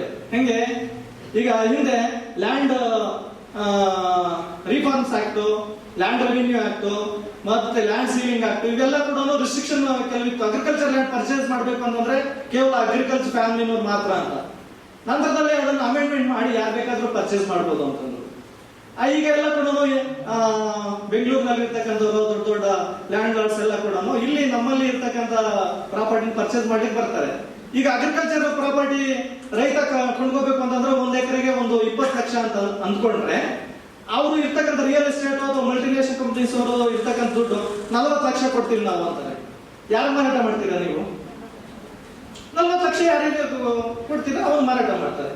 ಸೊ 40 ಲಕ್ಷ ರೂಪಾಯಿಗೆ ಸುಮಾರು ಜಮೀನು ಕೊಂಡ್ಕೊಂಡಿರ್ತಕ್ಕಂಥ ಬಂದು ಇಲ್ಲಿ ಅಗ್ರಿಕಲ್ಚರ್ ಮಾಡ್ತಾ ಇದ್ದಾರೆ. ಅವರು ಏನ್ ಮಾಡ್ತಾ ಇದ್ದಾರೆ? ರೆಸಾರ್ಟ್ಸ್ ಮಾಡ್ತಾರೆ ಅಲ್ವಾ? ಇನ್ನೊಂದೇನು ಬೇಕಾಗಿರ್ತಕ್ಕಂಥದ್ದೆಲ್ಲ ಮಾಡ್ತಾರೆ. ನಮ್ಮ ರೈತರು ಮಾರಾಟ ಮಾಡಿದ್ಮೇಲೆ ಈ ಜಂಗ್ಲಿ ನಮಗೆ ಬಿಟ್ಟ ಮೇಲೆ ಒಂದಷ್ಟು ದುಡ್ಡು ಅದರಲ್ಲಿ ಹೊರಟೋಗ್ತದೆ. ಮತ್ತೆ ಕೆಲವರು ಯುವಕರು ಇದ್ದೀರಲ್ಲ, ನಿಮಗೆ ನಿಮ್ಮ ದುಡ್ಡು ಬಂದ್ರೆ ಜಮೀನು ಮಾರಿರ್ತಕ್ಕಂಥದ್ದು ಫಸ್ಟ್ ಪ್ರಯಾರಿಟಿ ಯಾವ್ದು? ನಿಮ್ಗೆ ಒಳ್ಳೆ ಬೈಕ್ ಬೇಕು, ಕಾರ್ ಬೇಕು ಅಲ್ವಾ? ಆ ಕಾರು ಬೈಕ್ ಯಾವ್ದು? ಕಂಪನಿನವ್ರದ್ದು ಅಲ್ವಾ? ಮತ್ತೆ ಈಗ ಗಾಡಿಗಳು ಎಲ್ಲ ಓಡಿಸ್ತೀರ ಚೆನ್ನಾಗಿ. ಯಾರು ಗಾಡಿ ಓಡಿಸೋದಿಲ್ಲ ಹೇಳಿ? ನಿಮ್ಮಲ್ಲಿ ಕೈ ಎತ್ತರಿ, ಓಡಿಸ್ತಕ್ಕಂಥವ್ರು ಎತ್ತರಿ. ಹಿಂಗೆತ್ಬೇಕು ಕೈ, ಗಾಡಿ ಓಡಿಸೋದು. ಇಷ್ಟು ಜನರಲ್ಲಿ ಎಷ್ಟು ಜನಕ್ಕೆ ನಿಮ್ಗೆ DL ಇದೆ? ಲಿಮಿಟೆಡ್ ನೋಡಿ. DL ಇಲ್ಲದೆ ಇರ್ತಕ್ಕಂಥವ್ರು ಏನಾದ್ರು ಗಾಡಿ ತಗೊಂಡು ಈ ದುಡ್ಡೆಲ್ಲ ಬಂದಿರ್ತದೆ, ಒಂದಷ್ಟು ಅಕೌಂಟ್ ಇರ್ತದೆ, ಗಾಡಿ ತಗೊಂಡ್ರಿ ಶ್ರೀ ಅಂತ ಜೋರಾಗಿ ಓಡಿಸ್ಕೊಂಡು ಹೋಗ್ಬಿಟ್ಟು ನಮ್ಮಂತವ್ರಿಗೂ ಇನ್ ಸ್ವಲ್ಪ ಯಾರು ಪ್ರೊಫೆಸರ್ ಯಾರಿಗೂ ಹೋಗಿ ಡಿಕ್ಕಿ ಮಾಡಿದ್ರಿ ಅಂತ ಅನ್ಕೊಳ್ರಿ. ಇನ್ಶೂರೆನ್ಸ್ ಇರ್ತದೆ, ಗಾಡಿಗೆ ಇನ್ಶೂರೆನ್ಸ್ ಮಾಡಿ ಸಿಗ್ತೀರಾ, ಓನರ್ಶಿಪ್ ಎಲ್ಲ ಡಾಕ್ಯುಮೆಂಟ್ಸ್ ಕರೆಕ್ಟ್ ಇರ್ತದೆ, ನಿಮ್ಮಲ್ಲಿ DL ಇರೋದಿಲ್ಲ. ಅವಾಗ ಏನ್ ಮಾಡ್ತಾರೆ ಇನ್ಶೂರೆನ್ಸ್ ಕಂಪ್ನಿನವರು? ನಾನ್ ಲೈಬಿಲಿಟಿ ಅಲ್ಲ ಅಂತಾರೆ, ನಾನ್ ಕೊಡಕ್ಕಿಲ್ಲ ಅಂತ ಹೇಳ್ಬಿಟ್ಟು. ಅವಾಗ ಏನಾಗ್ತದೆ? ಓನರ್ ಲೈಬಿಲಿಟಿ ಬರ್ತದೆ. ಯಾವ್ದಾದ್ರು ಒಂದು 30 ಲಕ್ಷ 40 ಲಕ್ಷ ಅವಾರ್ಡ್ ಏನಾದ್ರು ಆಯ್ತು ಅಂತಂದ್ರೆ ಯಾರು ಕಟ್ಕೊಡ್ಬೇಕು? ಅದನ್ನ ನೀವೇ ಕಟ್ಕೊಡ್ಬೇಕು. ಒಂದಷ್ಟು ಕಾರ್ಯ ಹೋಯ್ತು, ಇನ್ನೊಂದು ಆಕ್ಸಿಡೆಂಟ್ ಆಗಿ ದುಡ್ಡು ಸ್ವಲ್ಪ ಹೋಯ್ತು, ಆಮೇಲೆ ಸಾಯಂಕಾಲ ಆಗ್ತಿದ್ದಾಗ ಫ್ರೆಂಡ್ಸ್ ಸರ್ಕಲ್ ದುಡ್ಡು ಬಂದೈತೆ ಬಂದ್ರೆ ಅಂತ ಹೇಳ್ಬಿಟ್ಟು ಅದೇ ರೆಸಾರ್ಟ್ಗೆ ಹೋಗ್ತೀರಾ. ಯಾವ್ದು ನಮ್ಮ ಜಮೀನ್ ಮಾರಾಟ ಮಾಡಿದ್ಮೇಲೆ ಅವ್ನು ಕಟ್ಟಿರ್ತಾನಲ್ಲ ಅದೇ ರೆಸಾರ್ಟ್ ಅಲ್ಲಿ ಕುತ್ಕೊಳ್ತೀರಾ, ಚೆನ್ನಾಗಿ ಕುಡಿತೀರಾ, ಎಂಜಾಯ್ ಮಾಡ್ಕೊಂಡು ಇನ್ನೊಂದು ಮತ್ತೊಂದು ಏನೋ ಮಾಡ್ಕೊಳ್ತೀರಾ. ಎಲ್ಲ ಲಾಸ್ಟಿಗೆ ದುಡ್ಡೆಲ್ಲ ಕಳ್ಕೊಂಡು ಏನಾಗ್ತದೆ ಹೇಳ್ರಿ? ಅದೇ ರೆಸಾರ್ಟ್ ಮುಂದೆ ಸೆಕ್ಯೂರಿಟಿ ಗಾರ್ಡ್ ಆಗಿ ನಿಂತ್ಕೊಳ್ತಕ್ಕಂಥ ಪರಿಸ್ಥಿತಿ ನಿರ್ಮಾಣ ಆಗ್ತದೆ. This is the economy. ಹಾಗಾಗಿ ಇದರಿಂದ ನಾವು ಬಚಾವಾಗೋದು ಹೇಗೆ? ಬಚಾವಾಗೋದು ಯಾವ ರೀತಿಯಲ್ಲಿ? ನಮ್ಮ ಬುದ್ಧಿ ನಮ್ಮ ಕೈನಲ್ಲಿರ್ಬೇಕು. ಅದಕ್ಕೆ ಅಂಬೇಡ್ಕರ್ ಹೇಳ್ತಾರೆ. ಅಂಬೇಡ್ಕರ್ ಯಾಕೆ ಈ ಕುಡಿತದ ವಿಚಾರವಾಗಿ ಹೇಳ್ದೆ ನಾನು ನಿಮ್ಗೆ ಅಂತಂದ್ರೆ, ಅಂಬೇಡ್ಕರ್ ಅಲ್ಲಿ ಇರ್ತಕ್ಕಂತಹ ಗುಣಗಳನ್ನ ನಾವು ಇವತ್ತು ಯಾವ ರೀತಿ ಅಳವಡಿಸ್ಕೊಳ್ಬೇಕಾಗ್ತದೆ ಅಂತ. ಅಂಬೇಡ್ಕರ್ ಬರ್ತ್ಡೇ ಬಗ್ಗೆ, ಅವರ ಹೋರಾಟಗಳ ಬಗ್ಗೆ ನಿಮ್ಗೆಲ್ಲ ಆನ್ಲೈನ್ ಎಲ್ಲ ಸಿಗ್ತದೆ. ಇವತ್ತೆಲ್ಲ ಕೂಡ ಮೊಬೈಲ್ ನಲ್ಲಿ ಇರ್ತಕ್ಕಂಥದ್ರಿಂದ ಎಲ್ಲರೂ ಕೂಡ ವಾಟ್ಸ್ಆಪ್, ಫೇಸ್ಬುಕ್, ಇನ್ನೊಂದು ಮತ್ತೊಂದು ಎಲ್ಲಾನು ಸಿಗ್ತದೆ. ಅಂಬೇಡ್ಕರ್ ಯಾರು ಅಂತಂದ್ರೆ, ಅಂಬೇಡ್ಕರ್ 1891ರಲ್ಲಿ ಮಧ್ಯಪ್ರದೇಶದ ಮಹಾ ಊರಿನಲ್ಲಿ ಹುಟ್ಟಿದ್ರು. ಅವ್ರ ತಂದೆ ರಾಮ್ಜಿ ಸಕ್ಪಾಲ್, ತಾಯಿ ಭೀಮಾಬಾಯಿ, 14ನೇ ಮಗನಾಗಿ ಹುಟ್ಟಿದ. ಇವೆಲ್ಲ ಕೂಡ ಬರ್ತದೆ. ಮತ್ತೆ ಅವ್ರ ಬಾಲ್ಯದ ಘಟನೆಗಳೆಲ್ಲ ಬರ್ತದೆ. ಅಂಬೇಡ್ಕರ್ ಬಗ್ಗೆ ಗೊತ್ತಿದ್ಯಾ? ಓದಿದ್ದೀರಾ? ಸಣ್ಣ ಸಣ್ಣ ಪುಸ್ತಕ ಅದನ್ನು ಓದಿದ್ದೀರಾ? ಯಾರು ಅಂಬೇಡ್ಕರ್? ಸಂವಿಧಾನ ಶಿಲ್ಪಿ. ಇಷ್ಟು ಬಿಟ್ಟು ಮುಂದೆ ಏನಾದ್ರು ಹೆಜ್ಜೆ ಇಡ್ಲಿಕ್ಕೆ ಆಗ್ತದ? ನಿಜವಾಗ್ಲೂ ಕೂಡ ಅಂಬೇಡ್ಕರ್ನ ಓದ್ಬೇಕು. ಅಂಬೇಡ್ಕರ್ ಬಾಲ್ಯದಲ್ಲಿ ಬಿದ್ದಿರ್ತಕ್ಕಂಥ ಕಷ್ಟಗಳು ಅವನ್ನ ಯೋಚನೆ ಮಾಡಿದ್ರೆ ನಾವೇನು ಬದಲಾವಣೆ ಆಗ್ಬೇಕು ಅಂತ ದಾರಿದೀಪ ಆಗ್ತದೆ. ಅವನು ಬಾಲ್ಯದಲ್ಲಿ ಇದ್ದಾಗ ಜಾತಿ ಪದ್ಧತಿ, ಅದು ಸೋಷಿಯಲ್ ಜಸ್ಟಿಸ್ ಅಲ್ಲಿ ಬರ್ತದೆ. ಎಷ್ಟು ಅವಮಾನ ಅನುಭವಿಸಿರ್ತಕ್ಕಂಥ ವ್ಯಕ್ತಿ ಅಲ್ವಾ? ಒಂದು ಶಾಲೆ ಹೊರಗಡೆ ಅಲ್ಲೆಲ್ಲ ಕೂಡಿಸ್ತಾ ಇದ್ರು, ಒಳಗಡೆ ಬೇರೆ ಮೇಲ್ಜಾತಿ ಸಮುದಾಯದಲ್ಲಿರ್ತಕ್ಕಂಥ ಮಕ್ಕಳನ್ನ ಕೂಡಿಸಿ ಪಾಠ ಎಲ್ಲ ಮಾಡ್ತಾ ಇದ್ದಾಗ ಒಂದು ಮಾಸ್ಟರ್ ಪ್ರಶ್ನೆ ಕೇಳ್ತಾರೆ, ಈ ಪ್ರಾಬ್ಲಮ್ ಅನ್ನ ಯಾರು ಬಿಡಿಸ್ಲಿಕ್ಕೆ ಆಗ್ತದೆ ಅಂತ ಹೇಳ್ಬಿಟ್ಟು. ಇಲ್ಲಿರ್ತಕ್ಕಂಥ ಮಕ್ಕಳಿಗೆ ಯಾರನ್ನೂ ಬರೋದಿಲ್ಲ. ಅವ ಹೊರಗಡೆ ಇರ್ತಕ್ಕಂಥವನು ಭೀಮ ಇದ್ದು, ಸರ್ ನಾನು ಬಿಡಿಸ್ತೀನಿ ಸರ್ ಅದನ್ನು. ಹಾ ಬಿಡಿಸ್ತೀಯಾ, ಬಾ ಒಳಗಡೆ ಬಾ. ಆ ಒಳಗಡೆ ಅವನು ಬರೋದಕ್ಕೆ ಬರ್ತಿದ್ದಂಗೆ ಇಲ್ಲಿರ್ತಕ್ಕಂಥ ಮಕ್ಕಳೆಲ್ಲ ಹೋಗಿ ಅಡ್ಡ ನಿಂತ್ಕೊಂಡ್ಬಿಡ್ತಾರೆ. ಹೋಗಿ ಬರಬಾರ್ದು ಮಾಸ್ಟರ್ ಕೇಳ್ತಾರೆ, ಯಾಕೆ ಸರ್ ಅವನು ಅಸ್ಪೃಶ್ಯ ಸರ್, ಅವನು ಒಳಗಡೆ ಬಂದು ಏನಾದ್ರು ಇಲ್ಲ ಬೋರ್ಡ್ ಅಲ್ಲಿ ಬರ್ದಿದ್ದಾರೆ ಅಂತಂದ್ರೆ ಆ ಹಿಂದಗಡೆ ನಾವು ಊಟದ ಡಬ್ಬಿಗಳು ಇಟ್ಟಿದೀವಿ, ಅವೆಲ್ಲ ಮೈಲಿಗೆ ಹೋಗ್ಬಿಡ್ತವೆ. ಬಾಬಾ ಸಾಹೇಬ್ರ ಅವ್ರ ಟೀಚರ್ ಹೇಳ್ತಾರೆ, ಲೇ ಅಯೋಗ್ಯರ, ಮನಸ್ಸಿನಲ್ಲಿರ್ತಕ್ಕಂಥ ಮಿದ್ಲಿಗಿದೆಯಲ್ಲ ಅದನ್ನ ಹಸಿರು ತೀರ್ಸ್ಕೋಬೇಕು, ಹೊಟ್ಟೆ ಹಸಿವಲ್ಲ ಅಂತ ಬಾಬಾ ಸಾಹೇಬ್ನ ಕರೆಸಿ ಲೆಕ್ಕ ಬಿಡಿಸ್ತಾರೆ. ಶಬಾಷ್ ಅಂತ ಕಳಿಸ್ತಾರೆ ಅವ್ರಿಗೆ. ಒಂದ್ಸರಿ BO ಬಂದಿರ್ತಾರೆ. ಬಂದ ಸಂದರ್ಭದಲ್ಲಿ ನಾನು ನಿಮ್ಗೆ ಪ್ರಶ್ನೆ ಎಲ್ಲ ಕೇಳ್ತೀನಿ, ಯಾರು ಉತ್ತರ ಕೊಡ್ತೀರಾ ಅಂತ. ಎಲ್ಲರನ್ನ ನಾನು ಅಂತ ಹೇಳ್ಬಿಟ್ಟು ಕೈ ಎತ್ತಾರೆ. ಏನ್ ಪ್ರಶ್ನೆ ಅಂತಂದ್ರೆ, ನೀವು ಕಣ್ಣಿಂದ ನೋಡಬಹುದು ಆದ್ರೆ ಮುಟ್ಲಿಕ್ಕೆ ಆಗೋದಿಲ್ಲ, ಏನದು ಅಂತಂದಾಗ ಮಕ್ಕಳು ಸ್ವಲ್ಪ ಯೋಚನೆ ಮಾಡಿ ಒಬ್ಬನೇ ಹೇಳ್ತಾನೆ, ಬೆಂಕಿ ಸಾರು ಅಂತ ಹೇಳ್ಬಿಟ್ಟು, ಅದು ಮುಟ್ಟಕ್ಕಾಗಲ್ಲ, ಬಿಸಿ ಕಾಡ್ತದೆ ಅಂತ. ಇನ್ನೊಬ್ಬ ಹುಡುಗ ಎದ್ದಿರ್ತಾನೆ, ಇಲ್ಲ ನಮ್ಮ ಸೈನ್ಸ್ ಮಾಸ್ಟರ್ ಅದೇನೋ ಬೆಂಕಿ ಇದನ್ನ ಕೂಡ ಅದರಲ್ಲಿ ಕೆಮಿಕಲ್ಸ್ ಹಾಕ್ಬಿಟ್ಟು ಮುಟ್ಟಿದ್ರು, ಹಂಗಾಗಿ ಬೆಂಕಿ ಮುಟ್ಲಿಕ್ಕೆ ಆಗ್ತದೆ. ನಮ್ಮೂರಿನಲ್ಲಿ ಬಾಬಾಯಿನ ಹಬ್ಬ ನಡೆದಾಗ ಬೆಂಕಿನಲ್ಲೇನೆ ಹಿಂಗೆ ಹಾಕೊಂಡು ಹೋಗ್ತಾರೆ, ಸೊ ಹಿಂಗೆಲ್ಲ ಆಗ್ತದೆ. ಹೌದು, ಕರೆಕ್ಟ್ ಇರಬಹುದು. ಮತ್ತೆ ಇನ್ನೇನು, ಕೆಲವರು ಹೇಳ್ತಾರೆ, ಸರ್ ಸೂರ್ಯ ಕಾಣ್ತಾನೆ, ಟಚ್ ಮಾಡ್ಲಿಕ್ಕೆ ಆಗೋದಿಲ್ಲ. ಆಯ್ತು, ಒಳ್ಳೆ ಉತ್ತರ ಬಂತು, ಎಲ್ಲರೂ ಕೈ ಇಳಿಸಿದ್ರು. ಅಂಬೇಡ್ಕರ್ ಇನ್ನೂ ಕೈ ಎತ್ಕೊಂಡೇ ಇದ್ದ. ಯಾಕೋ ಭೀಮ ಇನ್ನೂ ಕೈ ಎತ್ಕೊಂಡೇ ಇದೆ, ಏನ್ ಸಮಾಚಾರ ಅಂತಂದ್ರೆ, ನೀವ್ ಹೇಳಿದ್ದೆಲ್ಲ ಕರೆಕ್ಟ್ ಸರ್, ಪಂಚಭೂತಗಳಲ್ಲಿ ಎಲ್ಲರಿಗೂ ಸಮಾನ ಅಂತ ಹೇಳಿದ್ರಿ, ಆದ್ರೆ ಆ ಕಿಟಕಿ ಪಕ್ಕದಲ್ಲಿ ಒಂದು ಕೊಡ ಇದೆ, ಅಂದ್ರೆ ಪಾಟ್, ಆ ಪಾಟ್ ನಲ್ಲಿ ನೀರಿದೆ, ನಾನು ಅದನ್ನು ನೋಡಬಹುದು ಆದ್ರೆ ಕುಡಿಲಿಕ್ಕೆ ಆಗೋದಿಲ್ಲ, ಟಚ್ ಮಾಡ್ಲಿಕ್ಕೆ ಆಗೋದಿಲ್ಲ ನನಗೆ.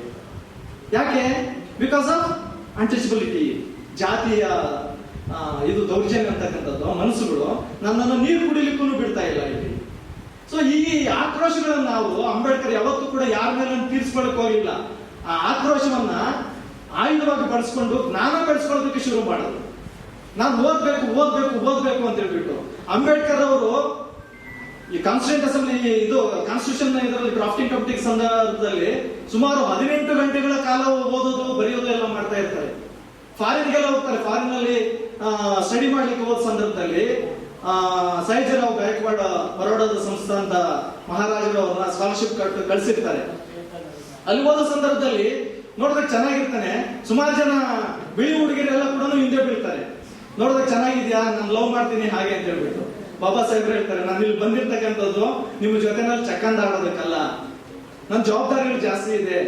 ಅವ್ರು ಕೊಟ್ಟಿರ್ತಕ್ಕಂಥ 50 ರೂಪಾಯಿ ಸ್ಕಾಲರ್ಶಿಪ್ ಅಲ್ಲಿ ಒಂದು ಪೀಸ್ ಬ್ರೆಡ್ ಅನ್ನ ತಗೊಂಡು ತಿಂದು ಉಳಿದಿರ್ತಕ್ಕಂಥದ್ದು ಪುಸ್ತಕ ಖರೀದಿ ಮಾಡ್ತಾರೆ. ಇನ್ನು ಸ್ವಲ್ಪ ಹಣನ ಹೆಂಡತಿ ರಮಾಬಾಯಿಗೆ ಅಲ್ಲಿಂದ ಮನಿ ಆರ್ಡರ್ ಮಾಡಿಸ್ತಾ ಇರ್ತಾರೆ. ಒಂದ್ಸರಿ ಒಂದು ಇನ್ಸಿಡೆಂಟ್, ಫಾರಿನ್ ಅಲ್ಲಿ ಓದ್ತಾ ಇದ್ದ ಸಂದರ್ಭದಲ್ಲಿ ಲೈಬ್ರರಿನಲ್ಲಿ ಹೋಗಿ ಓದೋದಕ್ಕೆ ಕುಳಿತಿರ್ತಾರೆ. Is the first person who enter in to the library and the last person who exit. ಒಬ್ರು ಹೇಳ್ತಾರೆ, ಏನಪ್ಪ ನಾನು ಸುಮಾರು ದಿನ ನೋಡ್ತಾ ಇದ್ದೀನಿ, ಫಸ್ಟ್ ನೀರೇ ಬರ್ತೀಯಾ, ಲಾಸ್ಟ್ ಹೊರಗಡೆ ಹೋಗ್ತೀಯಾ ಅಂತ. ಒಮ್ಮೆ ಒಂದ್ಸರಿ ಏನಾಗ್ತದೆ, ಎಲ್ಲೋ ಕಾರ್ನರ್ ಕುತ್ಕೊಂಡು ಓದ್ತಾ ಇರ್ತಾರೆ. ಅವನ ಲೈಬ್ರರಿಯನ್ನು ಏನ್ ಮಾಡ್ತಾನೆ, ಬೀಗ ಹಾಕೊಂಡು ಹೊರಬಿಡ್ತಾನೆ ಲೈಟ್ ಅಲ್ಲಿ. ಮಾರ್ನಿ ಬಂದು ಕಸ ಹೊಡೆಯೋದಕ್ಕೆ ಅವನು ಪ್ಯೂನ್ ಬರ್ತಾನಲ್ಲ, ಬಂದ ಸಂದರ್ಭದಲ್ಲಿ ಒಳಗಡೆ ಅವ್ರು ನೋಡಿದ್ರೆ ಕಾರ್ನಲ್ಲಿ ಕುತ್ಕೊಂಡು ಹಿಂಗ್ ಓದ್ತಾ ಇರ್ತಾರೆ, ಚೀಟಿಗಳೆಲ್ಲ ಬರ್ಕೊಂಡು ಜೋಕಲ್ಲಿ ಹಾಕೊಂಡು ಹೋಗ್ತಾರೆ. ಬಂದ್ಬಿಟ್ಟು ಅವನು ಒಳ ಅಂತ ಭಯ ಬಿದ್ಬಿಟ್ಟು ಬೈತಾರೇನೋ, ರಾತ್ರಿ ಹಿಂಗೆ ಲಾಕ್ ಮಾಡ್ಕೊಂಡು ಹೋಗಿದೀವಿ ಅಂತ ಹೇಳ್ಬಿಟ್ಟು ಹೋಗಿ, ನಮಸ್ಕಾರ ಸರ್, ತಪ್ಪಾಯ್ತು ಸರ್, ನಾನು ಯಾಕಯ್ಯ ಸರ್, ರಾತ್ರಿ ಗೊತ್ತಿಲ್ಲ ನೀವು ಒಳಗಡೆ ಇದ್ದೀರಾ ಅಂತ ಹೇಳ್ಬಿಟ್ಟು ಲಾಕ್ ಮಾಡ್ಕೊಂಡು ಹೊರಟೋಗ್ಬಿಟ್ಟೆ ಸರ್. ಬಾಬಾ ಸಾಹೇಬ್ ಹೇಳ್ತಾರೆ, ನೀವು ಲಾಕ್ ಹಾಕೊಂಡು ಹೋಗಿರೋದು ಗೊತ್ತಿಲ್ಲ, ನೀವು ಬಂದು ಹೇಳ್ತಾ ಇರೋದ್ರಿಂದಾನೇ ನನ್ಗೆ ಗೊತ್ತಾಗ್ತಾ ಇದೆ. ಅಷ್ಟು ಜ್ಞಾನಾರ್ಜನೆ ಮಾಡ್ಬೇಕು ಅಂತಕ್ಕಂತಹ ಒಂದು ಹುಮ್ಮಸ್ಸು ಮತ್ತು ಓದ್ಬೇಕು ಅಂತಕ್ಕಂಥ ಛಲ ಇತ್ತು. ಈಗ ಎಲ್ಲರೂ ಕೂಡ 24 ಗಂಟೆನೆ, ನಿಮ್ಗೆ 24 ಗಂಟೆ, ನನಗೂ ಬಾಬಾ ಸಾಹೇಬ್ರಿಗೆ ಎಲ್ರಿಗೂ 24 ಗಂಟೆನೆ. ನಿಮಗೆ ಕಾಲೇಜ್ಗೆ ಎಷ್ಟು ಅವರ್ಸು? ಒಂದು 8 ಗಂಟೆನಾ? 8 ಅವರ್ಸ್. ನಿದ್ದೆ ಮಾಡ್ಲಿಕ್ಕೆ 8 ಅವರ್ಸ್. ನಿಮ್ಮ ದಿನನಿತ್ಯದ ಕೃತಿಗಳನ್ನ ಮುಗಿಸ್ಕೊಳ್ಳೋದಕ್ಕೆ, ಬೇರೆಯವ್ರ ಜೊತೆ ಮಾತಾಡ್ಲಿಕ್ಕೆ ಮತ್ತೊಂದು ಎಷ್ಟು ಅವರ್ಸು? ಒಂದು 3 ಅವರ್ಸ್. ಇನ್ನು ಉಳಿದಿದ್ದಷ್ಟು 24 ಅಲ್ಲಿ 5 ಗಂಟೆ ಸಿಗ್ತದೆ. ಇಲ್ಲಿ ಕೂತಿರ್ತಕ್ಕಂಥ ನೀವು ಪ್ರಾಮಾಣಿಕವಾಗಿ ಎದೆ ಮುಟ್ಕೊಂಡು ಮನಸ್ಸು ಬಿಚ್ಚಿ ನೀವು ಹೇಳಿ, ನಾನು ಈ 5 ಗಂಟೆಯನ್ನ ನನ್ನ ಅಭಿವೃದ್ಧಿಗಾಗಿ ಓದ್ತಾ ಇದ್ದೀನಿ. ಇನ್ನೇನು ಅಂಬೇಡ್ಕರ್ ಫಾಲೋ ಮಾಡ್ತೀರಾ ನೀವು? ಅಂಬೇಡ್ಕರ್ ಇನ್ನು ಯಾವ್ದ್ರಲ್ಲಿ ಫಾಲೋ ಮಾಡ್ತೀರಿ? ಅಂಬೇಡ್ಕರ್ ಅಂಬೇಡ್ಕರ್ ಜಯಂತಿ ಬಂತು, ಒಂದು ಫೋಟೋ ಇಟ್ವಿ, ನಾವು ಜೊತೆನಲ್ಲಿ ಒಂದು ಫೋಟೋ ತಕೊಂಡು ಹಾಕಿದ್ವಿ ಸ್ಟೇಟಸ್ ಅಲ್ಲಿ, ನಾನು ಅಂಬೇಡ್ಕರಿಸ್ಟ್ ಅಲ್ಲ. ಅಂಬೇಡ್ಕರಿಸ್ಟ್ ಅಂದ್ರೆ ಅದಲ್ಲ. ಅಂಬೇಡ್ಕರ್ ಅಂತಂದ್ರೆ ಏನು ಅಂತಂದ್ರೆ ಓದ್ತಕ್ಕಂಥ ಮನಸ್ಥಿತಿ. ಇನ್ನೊಂದು ಇನ್ಸಿಡೆಂಟ್ ಹೇಳ್ತೀನಿ ನೋಡ್ರಿ. ಬಾಬಾ ಸಾಹೇಬರು 4 ಜನ ಮಕ್ಕಳನ್ನ ಕಳ್ಕೊಂಡಿದ್ದಾರೆ. 4 ಜನ ಮಕ್ಕಳನ್ನ ಅಪೌಷ್ಟಿಕತೆಯಿಂದ ಮಕ್ಕಳಿಗೆ ಸರಿಯಾಗಿ ಊಟ ಕೊಡೋದಕ್ಕೆ ಕೈಲಾಗದೆ ಕಳ್ಕೊಂಡಿದ್ದಾರೆ. ಒಬ್ಬ ಮಗ ಸತ್ತ ಸಂದರ್ಭದಲ್ಲಿ ಬಾಬಾ ಸಾಹೇಬರು ಬಂದು ಮನೆಯಲ್ಲಿ ಮಗನ ಶವ ಸಂಸ್ಕಾರ ಮಾಡ್ಬೇಕು ಅಂತಂದ್ರೆ ಎಲ್ಲ ಇರ್ತಾರೆ, ಹೆಂಡತಿ ರಮಾಬಾಯಿ ಎಲ್ಲಾನು ಇದ್ದಾಗ ಫ್ರೆಂಡ್ಸ್ ಎಲ್ಲ ಆಗೋಗಿದೆ, ಮಗನಿಗೆ ಇನ್ನೇನು ಮಣ್ಣು ಮಾಡೋಣ, ಹೊಸ ಬಟ್ಟೆ ತರಿಸಿ ಬಿಳಿ ಬಟ್ಟೆ ಸುತ್ಕೊಂಡು ಹೋಗಿ ಮಣ್ಣು ಮಾಡೋಣ ಅಂತಂದ್ರೆ ಬಾಬಾ ಸಾಹೇಬರು ಈ ಪಾಕೆಟ್ ಅಲ್ಲೆಲ್ಲ ಕೈಯಲ್ಲ ನಿಂತಿರ್ತಾರೆ, ಎಲ್ಲಿ ಒಂದು 9 ಪೈಸೆ ಇರೋದಿಲ್ಲ. ಹೆಂಡತಿ ಎಷ್ಟು ತ್ಯಾಗಮಯಿ ರಮಾಬಾಯಿ ಅಂತಂದ್ರೆ ಮದುವೆ ಟೈಮ್ನಲ್ಲಿ ಕೊಟ್ಟಿರ್ತಕ್ಕಂಥ ಸೀರೆ, ಬಿಳಿ ಸೀರೆ ಇರ್ತದೆ, ಅದನ್ನ ಅರ್ಧೋಯ್ತದೆ, ಅದನ್ನ ತಂದು ಮಗುವನ್ನ ಸುತ್ತಿ ತಗೊಂಡು ಹೋಗ್ಬಿಟ್ಟು ಮಣ್ಣು ಮಾಡಿ ಬರ್ತಾರೆ. ಬಂದ್ಮೇಲೆ ರಮಾ ಕೇಳ್ತಾರೆ ಇವರು ಬಾಬಾ ಸಾಹೇಬ್, ರಮಾ ನನ್ನಷ್ಟು ನಿಕೃಷ್ಟವಾಗಿರ್ತಕ್ಕಂತಹ ಗಂಡ ಈ ಪ್ರಪಂಚದಲ್ಲಿ ಯಾರು ಇಲ್ಲ ಅನ್ಸ್ತದಲ್ವಾ ನಿಮ್ಗೆ? ಕೇಳ್ತಾಳೆ, ಬಾಬಾ ಸಾಹೇಬ್ ಈ ಮಾತು ಅನ್ಕೋಬೇಡ್ರಿ, ಯಾವತ್ತು ಅನ್ಬೇಡ್ರಿ. ಯಾಕಂದ್ರೆ ಈ 4 ಜನ ಮಕ್ಕಳು ಹೋಗಿದ್ದಾರೆ. ನೀವು ಈ ದೇಶದಲ್ಲಿ ಇರ್ತಕ್ಕಂಥ ಎಲ್ಲಾ ಶೋಷಿತವರು ನನ್ನ ಮಕ್ಕಳು ಅಂತ ಹೇಳ್ಬಿಟ್ಟು ನೀವು ಹೋರಾಟ ಮಾಡ್ತಾ ಇದ್ದೀರಾ, ಅವ್ರಿಗಾಗಿ ನಿಮ್ಮ ತನುಮನು ಧನವನ್ನೆಲ್ಲ ಕೂಡ ಸಮರ್ಪಣೆ ಮಾಡಿದ್ದೀರಾ. ಅಂತದ್ರಲ್ಲಿ ಈ 4 ಜನ ಮಕ್ಕಳು ಹೋಗ್ಬೇಕಂತೆ, ಎಲ್ಲರೂ ಇಷ್ಟು ಜನ ನಮ್ಮ ಮಕ್ಕಳೇ ಅಲ್ವಾ ಅಂತ ಹೇಳ್ಬಿಟ್ಟು ಆ ತ್ಯಾಗವನ್ನು ಮಾಡಿದಕ್ಕಾಗಿನೇ ಅಂಬೇಡ್ಕರ್ ಅವರು ಸಂವಿಧಾನ ಬರೀಲಿಕ್ಕಾಯ್ತು, ಅಷ್ಟು ಓದ್ಲಿಕ್ಕೆ ಅವಕಾಶ ಆಯ್ತು. ಆದ್ರೆ ಅಂಬೇಡ್ಕರ್ ಇವತ್ತೇನಾಗೋಗ್ಬಿಟ್ಟಿದ್ದಾನೆ, ಕೇವಲ ಒಬ್ಬ SC ಅಂತಕ್ಕಂಥ ಒಂದು ಯಾವುದೋ ಒಂದು ಮೂಲೆಗೆ ತಳ್ತಕ್ಕಂಥದನ್ನ ಹಾಕಿದ್ದಾರೆ. ಅಂಬೇಡ್ಕರ್ ಅಂತಂದ್ರೆ ಅಲ್ಲ. ಅಂಬೇಡ್ಕರ್ ಈ ದೇಶದಲ್ಲಿ ಇರ್ತಕ್ಕಂತಹ ಎಲ್ಲರಿಗೂ ಅವಕಾಶ ಕಲ್ಪಿಸ್ಕೊಟ್ಟಿದ್ದಾನೆ. ವಿಶೇಷವಾಗಿ ಹೆಣ್ಣು ಮಕ್ಕಳಿಗೆ ಸಂಬಂಧಪಟ್ಟಂತೆ ಇವತ್ತು ಹೆಣ್ಣು ಮಕ್ಕಳು ಎಷ್ಟು ಜನ ಎಜುಕೇಶನ್ ಮಾಡ್ಕೊಂಡು ಇಲ್ಲಿ ಕೂತಿದ್ದೀರಾ ಅಂತಂದ್ರೆ ಅದರ ಹಿಂದಿನ ಶ್ರಮ ಯಾರಿಗಿದೆ ಅಂತಂದ್ರೆ ಸಾವಿತ್ರಿಬಾಯಿ ಫುಲೆ, ಜ್ಯೋತಿಬಾ ಫುಲೆ ಮತ್ತು ಬಾಬಾ ಸಾಹೇಬ್. ಅವರು ಲೇಬರ್ ಮಿನಿಸ್ಟರ್ ಆದ ಸಂದರ್ಭದಲ್ಲಿ 14 ಗಂಟೆ 12 ಗಂಟೆಗಳ ಕೆಲಸ ಮಾಡ್ತಾ ಇರ್ತಕ್ಕಂಥದನ್ನ 8 ಗಂಟೆಗಳಿಗೆ ರೆಡ್ಯೂಸ್ ಮಾಡಬೇಕು ಅಂತ ಹೇಳ್ಬಿಟ್ಟು ಫೈಟ್ ಮಾಡಿ ಅದನ್ನ ರೆಡ್ಯೂಸ್ ಮಾಡಿದ್ರು. ಎಸ್ಪೆಷಲಿ ಹೆಣ್ಣು ಮಕ್ಕಳಿಗೆ ಸಮಾನ ವೇತನ ಕಾಯ್ದೆಯನ್ನು ಜಾರಿಗೆ ತರಿಸ್ತಕ್ಕಂಥದ್ರಲ್ಲಿ ಅವ್ರದ್ದು ಪಾತ್ರ ಇದೆ. ನೀವು ಹಳ್ಳಿಗಳಲ್ಲಿ ನೋಡಿದ್ರೆ ಗಂಡು ಮಕ್ಕಳಿಗೆ ಒಂದು ಕೂಲಿ ಕೊಡ್ತಾರೆ, ಹೆಣ್ಣು ಮಕ್ಕಳಿಗೆ ಒಂಥರ ಕೂಲಿ ಕೊಡ್ತಾರೆ. ಈ ಡಿಫರೆನ್ಸ್ ಹೋಗ್ಬೇಕು ಅಂತ ಹೋರಾಟ ಮಾಡಿರ್ತಕ್ಕಂಥವ್ರು.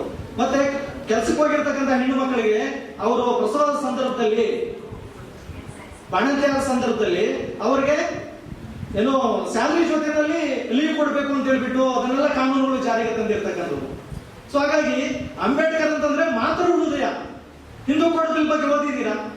ಸ್ಟೇಟಸ್ ಅಲ್ಲೆಲ್ಲ ನಿಮ್ಮ ವಾಟ್ಸ್ಆಪ್ ಅಲ್ಲೆಲ್ಲ ಫೇಸ್ಬುಕ್ ಅಲ್ಲೆಲ್ಲ ನೋಡಿದೀರಾ? ಅವಾಗಾದ್ರೂ ಹಿಂದೂ ಕೋಡ್ ಬಿಲ್ ಅಂದ್ರೆ ಏನು ಅಂತ? ಹೆಣ್ಣು ಮಕ್ಕಳು ಹಿಂದೂ ಕೋಡ್ ಬಿಲ್ ನಲ್ಲಿ ಇವತ್ತು 2005ರಲ್ಲಿ ಬಂದಿರತಕ್ಕಂಥ ಒಂದು ಕಾಯ್ದೆ ಇದೇನು, ಪಿತ್ರಾರ್ಜಿತ ಆಸ್ತಿ ಅಥವಾ ತಂದೆ ಆಸ್ತಿನಲ್ಲಿ ಹೆಣ್ಣು ಮಕ್ಕಳಿಗೂ ಕೂಡ ಗಂಡನ ರೀತಿಯಲ್ಲಿ ಸಮಪಾಲು ಕೊಡಬೇಕು ಅಂತಕ್ಕಂಥದ್ದು ಸ್ವತಂತ್ರ ಪೂರ್ವದಲ್ಲಿ ಆಗಿರ್ತಕ್ಕಂಥ ಡಿಬೇಟ್ ಅದು ಹಿಂದೂ ಕೋಡ್ ಬಿಲ್. ನಂತರದಲ್ಲಿ ಫಸ್ಟ್ ಕಾನ್ಸ್ಟಿಟ್ಯೂಂಟ್ ಅಸೆಂಬ್ಲಿನಲ್ಲಿ ಡಿಬೇಟ್ ಆಗಿರ್ತಕ್ಕಂಥದ್ದು. ಎಲ್ಲರಿಗೂ ಕೂಡ ಈಗ ಹೆಣ್ಣು ಮಕ್ಕಳು ಗಂಡ ಕುಡಿದು ಬರ್ತಾನೆ, ಹೊಡೆ ಮಾಡ್ತಾನೆ, ಹಿಂಸೆ ಮಾಡ್ತಾನೆ, ಪ್ರಾಣ ತೆಗೆಯುವಂತ ಪರಿಸ್ಥಿತಿಗೆ ತರ್ತಾನೆ. ಆದ್ರೆ ದುರಂತ ಏನಂತಂದ್ರೆ ನಮ್ಗೆ ತವ್ರ ಮನೆಗೆ ಏನಾದ್ರು ಬಂದಿದ್ದಾಳೆ ಹೆಣ್ಣು ಮಕ್ಕಳು ಅಂತಂದ್ರೆ ಏನಂತಾರೆ ತವ್ರ ಮನೆಯವರು, ಕೊಟ್ಟ ಹೆಣ್ಣು ಕುಲಕ್ಕೆ ಹೊರತು ನೀನು ಬರಬಾರ್ದು, ನಮ್ ಕಿರೀಟಿಗಳು ಬಿದ್ದೋಗ್ಬಿಡ್ತಾರೆ ಇಲ್ಲಿ. ಏನ್ ಮಾಡ್ಕೋಬೇಕು ಆ ತಾಯಿ, ಆ ಹೆಣ್ಮಗಳು? ಇಲ್ಲ ನೇಣು ಹಾಕೊಂಡು ಸಾಯ್ಬೇಕು, ವಿಷ ಕುಡಿಬೇಕು, ಇಲ್ಲ ರೈಲ್ ಕೆಳಗಡೆ ಬಿಡ್ಬೇಕು, ಬಾವಿಗೆ ಹಾರ್ಬೇಕು. ಬಾಬಾ ಸಾಹೇಬ್ ಹೇಳ್ದ ಇಲ್ಲ ಆ ರೀತಿ ಏನಾದ್ರು ಇದ್ದ ಸಂದರ್ಭದಲ್ಲಿ ನೀನ್ ಬೇಕಾದ್ರೆ ಡೈವರ್ಸ್ ಹೋಗೋ ಅವನ ಕಡೆಯಿಂದ. ಅವನ ಹತ್ರ ಏನಾದ್ರು ಆರ್ಥಿಕವಾಗಿ ಸಬಲ ಇದ್ದಾನೆ, ದುಡಿಯೋದಕ್ಕೆ ಸಾಮರ್ಥ್ಯ ಇದೆ, ಜೀವನಾಂಶ ಕ್ಲೈಮ್ ಮಾಡೋದು. ಇಲ್ಲ ತಂದೆ ಆಸ್ತಿನಲ್ಲಿ ಇದೆ, ತಂದೆ ಆಸ್ತಿನಲ್ಲಿ ಪಾಲ್ ತಗೋ. ಇವೆಲ್ಲನೂ ಆ ಹಿಂದೂ ಕೋಡ್ ಬಿಲ್ ನಲ್ಲಿ ಇಟ್ಟಿರ್ತಕ್ಕಂಥವು. ದುರಂತ ಏನು ಅಂತಂದ್ರೆ ಯಾರು ಅದನ್ನು ಬೆನಿಫಿಟ್ ಪಡಿಬೇಕು ಅಂತಿದ್ರು ಅವರೇ ಅದ್ರ ವಿರುದ್ಧವಾಗಿ ನಿಂತ್ಕೊಳ್ತಾರೆ. ನಾವು ಶೆಡ್ಯೂಲ್ ಕಾಸ್ಟ್ ಅವನು ಮಾಡಿರ್ತಕ್ಕಂಥ ಒಂದು ಕಾನೂನನ್ನ ನಾವು ಪಾಲನೆ ಮಾಡ್ಲಿಕ್ಕೆ ಆಗ್ತದಾ? ಅಂಬೇಡ್ಕರ್ ಮನಮೊಂದು ಫಸ್ಟ್ ಟೈಮ್ ಹಿಸ್ಟ್ರಿನಲ್ಲಿ ಕಾನೂನು ಮಂತ್ರಿ ಪದವಿಗೆ ರಾಜೀನಾಮೆ ಕೊಟ್ಟು ಬರ್ತಾರೆ. ಹೆಣ್ಮಕ್ಳಿಗೆ ಒಂದು ರೈಟ್ಸ್ ಅನ್ನು ಕೊಡಿಸ್ಲಿಕ್ಕೆ ಆಗ್ಲಿಲ್ವಾ ಅಂತ ಹೇಳ್ಬಿಟ್ಟು. ಯಾರು ಅಂತಂದ್ರೆ ಅಂಬೇಡ್ಕರ್ ಅಂತಂದ್ರೆ ಒಬ್ಬ SC ಅಷ್ಟೇನಾ? ಇವತ್ತಿರ್ತಕ್ಕಂಥ ಜನರಲ್ ಕ್ಯಾಟಗರಿನಲ್ಲಿ ಇರ್ತಕ್ಕಂಥವ್ರಿಗೆ ಅವ್ರು ಇರ್ತಕ್ಕಂಥ 3% 10% ರಿಸರ್ವೇಶನ್ ತಗೊಳ್ಳೋದಕ್ಕೆ ಸಂವಿಧಾನದಲ್ಲಿ ಅವಕಾಶ ಮಾಡಿಕೊಡ್ತು. OBCಗಳಿಗೆಲ್ಲ ರಿಸರ್ವೇಶನ್ ಇದೆ, SCಗಳಿಗೆ ರಿಸರ್ವೇಶನ್ ಇದೆ, STಗಳಿಗೆ ರಿಸರ್ವೇಶನ್ ಇದೆ. ಯಾರಿಗೆಲ್ಲ ಕಲ್ಪಿಸ್ಕೊಟ್ಟಿರ್ತಕ್ಕಂಥದ್ದು ಸಂವಿಧಾನದ ಆಶಯಗಳು. ದುರಂತ ಅದಕ್ಕಾಗಿ ಅಂಬೇಡ್ಕರ್ ಅಂತಂದ್ರೆ ಕೇವಲ ಎಲ್ಲೋ ಒಂದು ಕಾರ್ನರ್ಗೆ ಹಾಕ್ತಕ್ಕಂಥದಕ್ಕೆ ಹೋಗ್ತಾ ಇದೀವಿ. ಅಲ್ಲ, ಅಂಬೇಡ್ಕರ್ ಅಂತಂದ್ರೆ ನಮ್ಮ ಉಸಿರು, ನಮ್ಮ ಪ್ರಾಣ. ಅವ ಇಲ್ಲದೆ ಬದಲಿಕ್ಕೆ ಸಾಧ್ಯನೇ ಇಲ್ಲ. ನಾನು ಇಲ್ಲಿ ಜಡ್ಜ್ ಆಗ್ಲಿಕ್ಕೆ ಸಾಧ್ಯನೇ ಇಲ್ಲ. ಬಿಕಾಸ್ ಆಫ್ ಅಂಬೇಡ್ಕರ್ ನಾವಿಲ್ಲಿ ಬಂದಿರ್ತಕ್ಕಂಥದ್ದು. ಯಾರು ಅಂಬೇಡ್ಕರ್? ಅಂಬೇಡ್ಕರ ಯಾರು ಅಂಬೇಡ್ಕರ ಹೆಂಗ ಹೇಳಲಪ್ಪ ನಾನು ಒಂದು ವಾಕ್ಯದುತ್ತರ, ತಲೆ ಎತ್ತಿ ನೋಡಿರೋ ನೀಲಿ ಬಾನಿನೆತ್ತರ. ಅಕ್ಷರ ವಂಚಿತರಿಗೆ ಪಾಠ ಪದ್ಯ ಆದವನು, ಅಸಹಾಯಕ ಮಹಿಳೆಯರಿಗೆ ಆತ್ಮಸ್ಥೈರ್ಯ ನೀಡಿದವನು, ನೊಂದು ಬೆಂದ ಬಡ ಜನರ ನೋವಿಗೆ ನಗುವಾದವನು. ಅಂಬೇಡ್ಕರ ಯಾರು ಅಂಬೇಡ್ಕರ ಹೆಂಗ ಹೇಳಲಪ್ಪ ನಾನು ಒಂದು ವಾಕ್ಯದುತ್ತರ. ಧ್ವನಿಯಿಲ್ಲದ ಗಮನಿತರಿಗೆ ಗರ್ಜನೆಯ ಕಲಿಸಿದವನು ಅಲ್ವಾ. ಬಟ್ಟೆ ಹಸಿವು ಬೆಂದಿರ್ತಕ್ಕಂಥವ್ರಿಗೆ ಅನ್ನದ ಅಗಳಾಗಿರ್ತಕ್ಕಂಥವನು ಹೊಟ್ಟೆನಲ್ಲಿ. ಇಂಥ ಒಂದು ಅಂಬೇಡ್ಕರ್ನ ಶಿಕ್ಷಣ ಸಂಘಟನೆ ಹೋರಾಟಕ್ಕಾಗಿ ಹೋರಾಟ ಮಾಡಿರ್ತಕ್ಕಂಥವನು, ಸ್ವತಂತ್ರ ಸಮಾನತೆ ಭ್ರಾತೃತ್ವ ಬರಬೇಕು ಅಂತ ಹೋರಾಟ ಮಾಡಿರ್ತಕ್ಕಂಥವನು. ಹಾಗಾಗಿ ಅಂಬೇಡ್ಕರ್ ಅಂತಂದ್ರೆ ಕೇವಲ ಒಂದು ಯಾವುದೋ ಮೂರ್ತಿನೋ ಒಂದು ಸ್ಟ್ಯಾಚ್ಯೂ ಮಾಡಿದೀವಿ, ಒಂದು ಫೋಟೋ ಇದೆ, ಇನ್ನೊಂದು ಮತ್ತೊಂದು ಅಲ್ಲ. ಅಂಬೇಡ್ಕರ್ನ ಆಶಯಗಳು ಅವ್ರು ಓದಿರ್ತಕ್ಕಂಥ ನೋಡಿ ಎಷ್ಟು ಡಿಗ್ರೀಸ್ ಪಡ್ಕೊಂಡಿದ್ದಾರೆ. 32 ಡಿಗ್ರೀಸ್ ಅಂದ್ರೆ ಓದಿರ್ತಕ್ಕಂಥ ಒಂದು ಅದರಲ್ಲಿ ಒಂದು 3 ಡಿಗ್ರಿನಾದ್ರೂ ಪಡ್ಕೋಬಾರ್ದ ನಾವು? ಕನಿಷ್ಠ ಅಂಬೇಡ್ಕರ್ ನಾವು ಅಂಬೇಡ್ಕರಿಸ್ಟ್ ಅನ್ನೋದಕ್ಕಾಗಿ. ಹಾಗಾಗಿ ಶಿಕ್ಷಣಕ್ಕೆ ಆದ್ಯತೆಯನ್ನು ಕೊಟ್ಟಿದ್ದಾರೆ. ಶಿಕ್ಷಣ, ಸಂಘಟನೆ, ಹೋರಾಟ, ಸ್ವತಂತ್ರ, ಸಮಾನತೆ, ಭ್ರಾತೃತ್ವ. ಈ ಸ್ವತಂತ್ರದ ಬಗ್ಗೆ ಹೇಳಬೇಕು ಅಂತಂದ್ರೆ ದೊಡ್ಡ ಡಿಬೇಟ್ ಇದೆ. ಒಂದು ಕಡೆ ಬ್ರಿಟಿಷರು ವಿರುದ್ಧವಾಗಿ ಅವತ್ತಿನ ಸ್ವತಂತ್ರ ಹೋರಾಟಗಾರ ಯಾರ್ಯಾರು? ಗಾಂಧೀಜಿಯವರು, ವಲ್ಲಭಭಾಯಿ ಪಟೇಲು, ಲಾಲಾ ಲಜಪತ್ ರಾಯ್, ಬಿಪಿನ್ ಚಂದ್ರ ಪಾಲ್, ತಿಲಕರು, ಇವರು ಬಾಹ್ಯವಾಗಿರ್ತಕ್ಕಂಥ ಹೋರಾಟ ಮಾಡ್ತಾ ಇದ್ದಾರೆ, ನೀವು ಬಿಟ್ಟೋಗ್ಬಿಡ್ರಿ ಅಂತ ಹೇಳ್ಬಿಟ್ಟು. ಅಂಬೇಡ್ಕರ್ ಇಂಟರ್ನಲ್ ಇರ್ತಕ್ಕಂಥ ಒಂದು ಸ್ವತಂತ್ರಕ್ಕಾಗಿ ಹೋರಾಟ ಮಾಡ್ತಾರೆ. ಏನ್ ಇಂಟರ್ನಲ್ ಇರ್ತಕ್ಕಂಥ ಪ್ರಾಬ್ಲಮ್ ಇಲ್ಲಿ ಜಾತೀಯತೆ ಇದೆ. ಈ ಜಾತಿ ಶೋಷಣೆಯನ್ನು ಹೋಗಲಾಡಿಸ್ಬೇಕು. ಮಹಿಳೆಯರ ಮೇಲೆ ದೌರ್ಜನ್ಯ ಆಗ್ತಾ ಇದೆ, ಮಹಿಳೆಯರ ಮೇಲೆ ನಿಕೃಷ್ಟವಾಗಿರ್ತಕ್ಕಂತಹ ಪದ್ಧತಿಗಳಿದೆ. ಬ್ರಿಟಿಷರ ಕಾಲದಲ್ಲಿ ಕೆಲವು ಕಾನೂನುಗಳೆಲ್ಲ ಬಂತು, ಎದೆ ತೆರಿಗೆ ಕಟ್ಟಬೇಕಾಗಿರ್ತಕ್ಕಂಥದ್ರ ವಿರುದ್ಧವಾಗಿ ಹೋರಾಟ ನಡೀತು.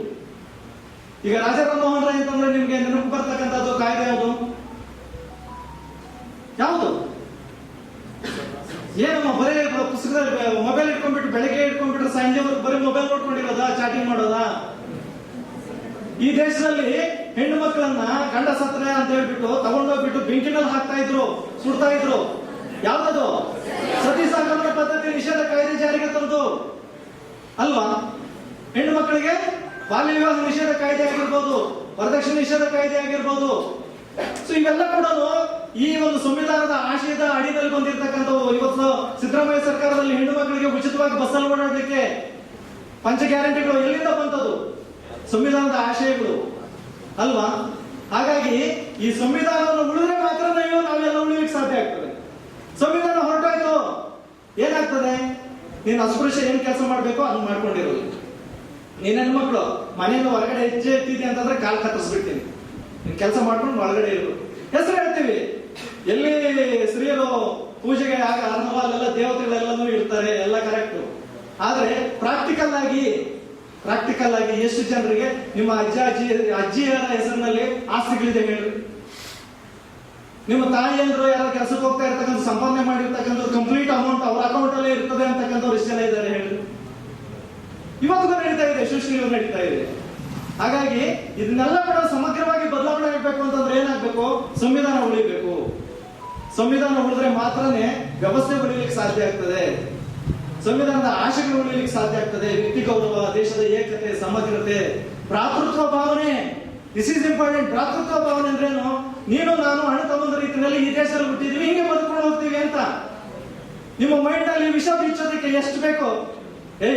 ನಾವು ಎಲ್ಲಿಂದಲೂ ಬಂದಿರೋರು ಕಣ, ಅವರು ನಾವೇನು ಸಮಾನ? ಹೆಂಗ್ ಸಮಾನ? ಅವ್ರು ಯಾವನೋ ಎಲ್ಲಿಂದಲೂ ಬಂದಿರೋನು, ಅವನ ಜಾತಿ ಬೇರೆ, ನನ್ನ ಜಾತಿ ಬೇರೆ. ಜಾತಿ ಸಂಘಟನೆಗಳು ಬಲಿಷ್ಠ ಆಗ್ತಾ ಇದೆ ಇವತ್ತು. ಅವರವರಿಗೆ ಬೇಕಾಗಿರ್ತಕ್ಕಂಥ ಐಕನ್ಸು. ನಿಜವಾಗಿ ನೋಡ್ರಿ, ಕನಕದಾಸರು ಎಂತ ಹೇಳಿದವರು? ಕುಲವೆಂದು ಹೊಡೆದ ಆಡದಿರಿ, ನಿಮ್ಮ ಕುಲದ ನೆಲೆಯನ್ನೇನಾದರೂ ಬಲ್ಲಿರ. ಏನಾಗಿದ್ದಾರೆ ಇವರು ಕನಕದಾಸರು? ಇವತ್ತು ಒಂದು ಐಕಾನ್ ಸೇರ್ಬಿಟ್ಟಿದ್ದಾರೆ ಅಲ್ವಾ? ಹಾಗಾಗಿ ಯಾರ್ಯಾರು ಈ ರೀತಿ ಸೋಷಿಯಲ್ ವರ್ಕರ್ಸ್ ಇದ್ದಾರೆ ಅವರನ್ನ ಒಂದೊಂದು ಕಮ್ಯುನಿಟಿ ಬ್ರಾಂಡ್ ಮಾಡೋದು ಬೇಡ. ಎಲ್ಲರ ಆಶೆಗಳನ್ನ ತಗೊಳ್ಳೋಣ, ಕುವೆಂಪುರವರ ಆಶೆಗಳನ್ನ ತಗೊಳ್ಳೋಣ, ವಿಶ್ವಮಾನವ ರೀತಿಯಲ್ಲಿ ಬೆಳೆಯೋಣ. ಎಲ್ಲರೂ ಕೂಡ ಒಳ್ಳೇದಾಗಲಿ ಅಂತ ಆಶಿಸ್ತೇನೆ. ಸಮಯ ಹೆಚ್ಚಿಗೆ ತಗೊಂಡೆ, ದಯವಿಟ್ಟು ಕ್ಷಮಿಸಿದ ಮೂಲಕ ಭಾಷಣ ಮುಗಿಸ್ತೇನೆ. ಮುಗಿಸೋದಕ್ಕಿಂತ ಮುಂಚೆ ಹೇಳಿದ ಮಾತು ಮರೆಯಬೇಡಿ, ಮರೆತು ಮಲಗಬೇಡಿ. ಅಂಬೇಡ್ಕರ ಹೇಳಿದ ಮಾತು ಮರೆಯಬೇಡಿ, ಮರೆತು ಮಲಗಬೇಡಿ. ಜಾತಿ ವರ್ಗ ಒಂದೇ ನಾಣ್ಯದೆರಡು ಮುಖಗಳು, ವಂಚಿತರೇ ಈ ದೇಶದ ವಾರಸುದಾರರು.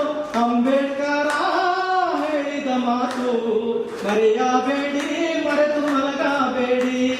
ಶಿಕ್ಷಣ ಸಂಘಟನೆ ಹೋರಾಟ ಮುಕ್ತಿನಂತ ಮೂರೇ ಸೂತ್ರ, ದುಡಿಯುವ ಜನಕ್ಕೆ ಧೈರ್ಯ ಕೊಡುವಂತ, ದಲಿತರಿಗೆ ಪ್ರಜ್ಞೆ ನೀಡುವಂತ.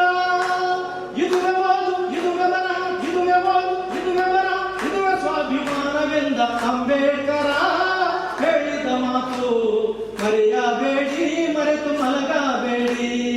ನೀವು ಮೇಕೆ ಕುರಿಗಳಾಗಬೇಡಿರೆಂದನು, ಬಲಿ ಕೊಟ್ಬಿಡ್ತಾರೆ. ಸಿಂಹ ಹುಲಿಗಳಾಗಿ ಹೇಳಿರೆಂದನು.